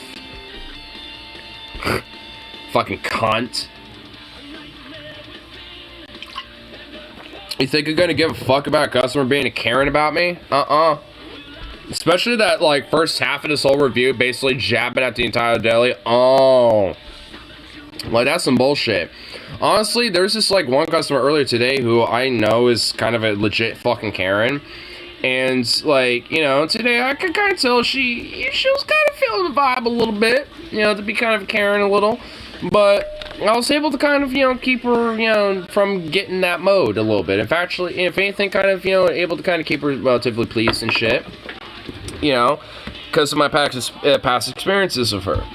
And, you know, it's just like, frankly, like, at the end of the day, I don't really give a fuck whether you're a Karen or not, or whatever the fuck. Like, as long as you don't get out of me over some bullshit, and if you're upset or whatever, like, just don't get out my ass about it.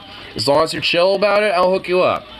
Like, and that's what I did for her. Like, she wasn't getting at me about, you know, different shit. But, you know, I could kind of tell she was a little, like, kind of butthurt about some stuff, you know, because she didn't have, you know, the things that she wanted, you know, at the meat counter and stuff.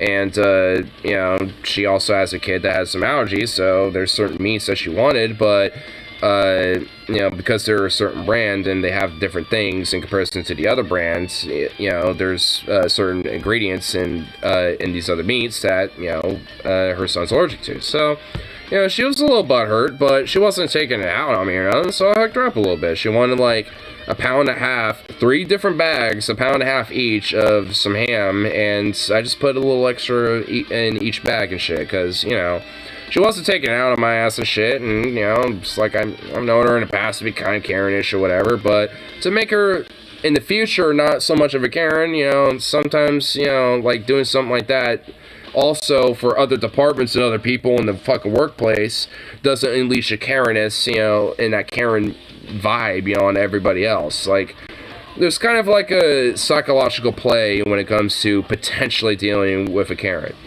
Like, you know, like, especially in the past, if you know someone's to be a Karen or just, you know, overall an asshole or a Kevin or whatever, like, in, you know, the next interaction, they're not totally being a Karen, but you know that it could pop up again.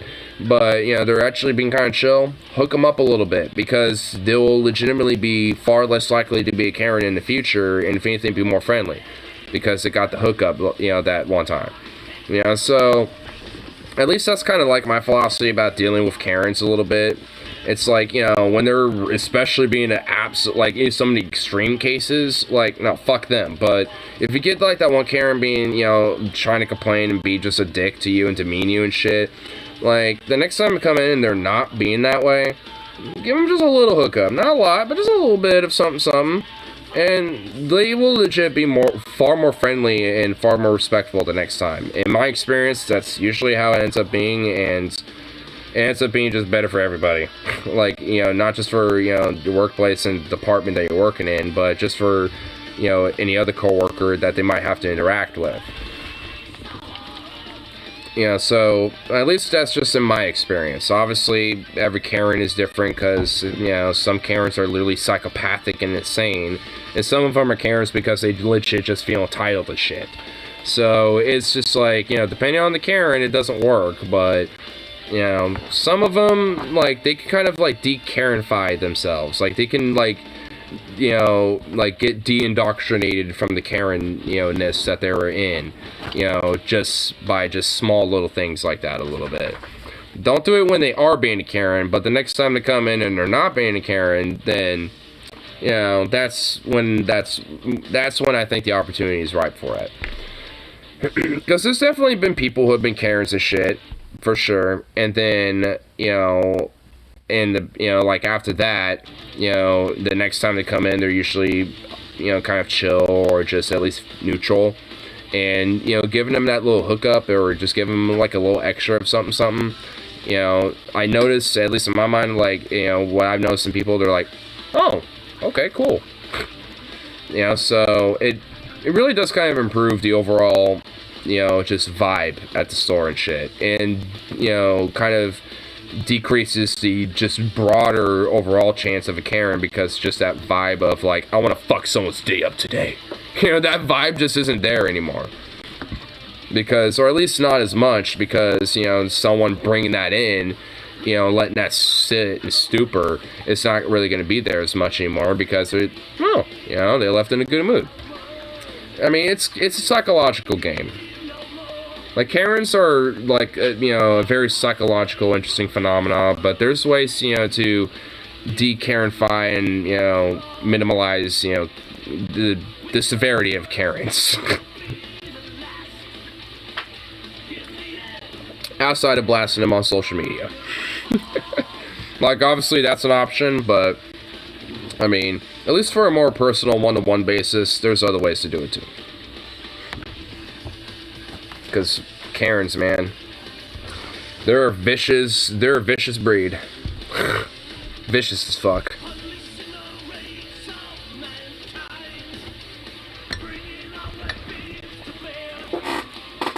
What you doing, boy? Oh my god, you have a piece of bread? You're just eating bread, bro.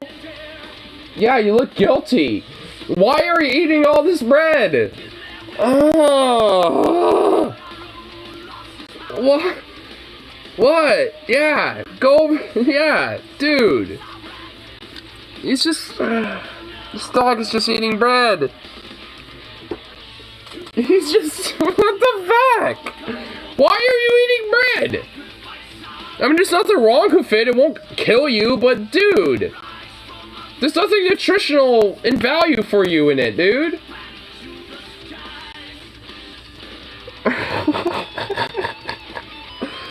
I can't even be mad at him. I really can't. I can't be mad at him. Oh my god. He has it on a fucking little bit of wood. He just has some bread on a log that he was eating. Oh my god. I can't be mad at him. I mean, for that, I mean, for some bread, I mean, I really can't be mad at him for that.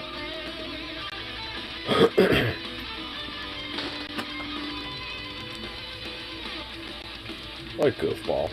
What a fucking goof.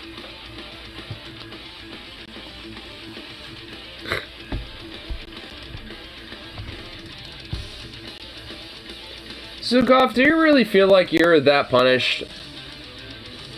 Bro, you're not, like, don't feel that guilty. Come here, bro. Come here. Alright, yeah, he really feels like he fucked up. I mean, kind of. But I guess not severe enough for me to really give that much of a shit. I mean, like I said, I mean, that as a result of him eating bread is not his fault. It's more my dad not just caring. Because it's not his responsibility. It's like, hey, while I'm gone, someone needs to at least be responsible for him while I'm gone. And if you're the only one home, you're the motherfucker to be responsible in the meantime. I come back from my breaks and lunches and shit, but in the meantime, he's gonna just be on his own. So, mind where he might be.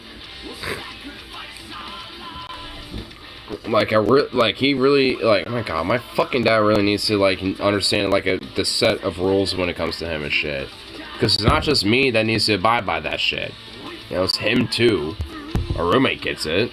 I mean, I don't even need to say shit to him. He just already knows. Because he has a dog himself. He knows. But evidently not my pops, so he needs to fucking get it ingrained in and be like, yo, at least while I'm gone, when I'm home, sure, yeah, I'll make sure he's with me while I'm watching over him. But when I'm not, and I'm at work, or I can't bring him along with me, then if my roommate ain't here, you're the motherfucker to do it. You're the motherfucker to watch him. He's your responsibility because you're going to be the sitter and babysitting him, at least in the meantime. And if you have to leave a little bit, then at least make sure that he's in, you know, either, like, just in an area where he can't, like, get to shit and rummage for shit, or put him in his kennel or something. It's like, fuck. It's not like some, like, oh, you know, it's not my, you know, dog, so that's literally no responsibility. It's like, he's not my dog, but he's my son's dog, so while he's gone, I'll at least watch over him and make sure he doesn't fuck things up. Because we all live in the same fucking house, too. God, it's just, ugh. I swear, my dad's like more than, like less than useless. Almost like a sort of fucking god.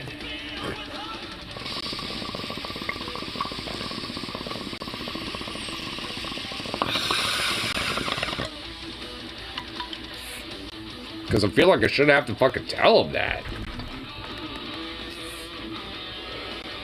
It's like, fuck. Should be kind of self-explanatory. Oh, Sukov, get your butt over here, bro. Come here. Come on. Zukov. Come here, boy.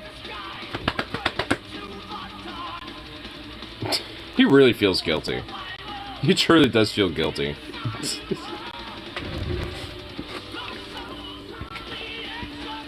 Baby, come here, boy. Oh my god, you baby. Come here. I'm not mad at you. Come on, come here, baby. Do you really feel like I'm gonna do something to you? Come here. It's fine.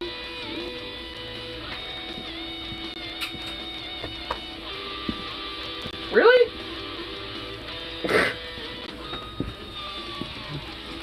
Come here. Or there, that works too. Yeah, I'm not that mad at you, bro. You goofy boy. You needed confirmation? Oh, you silly puppy. Oh, you silly sweet boy.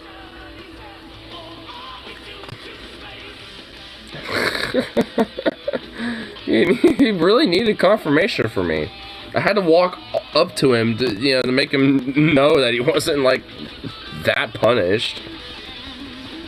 It was just like a mild verbal accosting of just like, what the fuck? It's just like fucking, it's just a whole just slice of bread in his fucking mouth.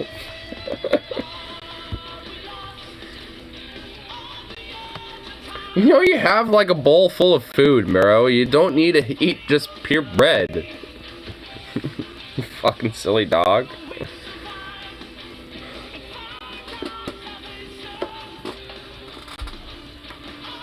What do I ever do with you? Maybe a better question is, what will I ever do without you? Silly boy.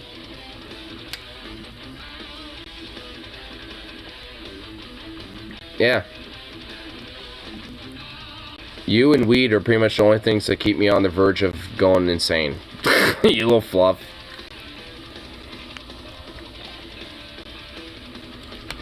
Look at you. You're such a sweet baby. You're just a handsome boy. And you need a bath again. Yeah, I need to see when, how often do I fucking do these? Because you really need one of these again. 3 months? It's barely been a month and you already are infested of fleas again. God. Ugh. I can't use that again on you because that'd probably fuck you up a little bit and I don't want to do that. So I'm just gonna have to give you a hardcore, like, oatmeal soap bath.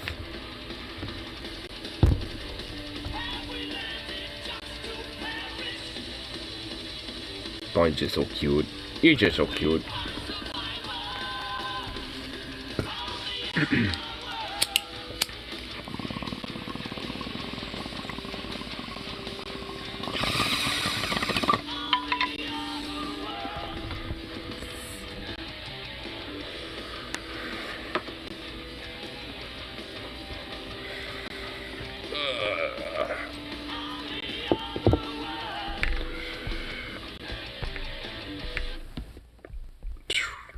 Anyway, I think I'll probably wrap it up here. I'm gonna get myself some food, all that fun shit. So, and take a piss again. So, peace out, and of course, I should be back around for the next one. So.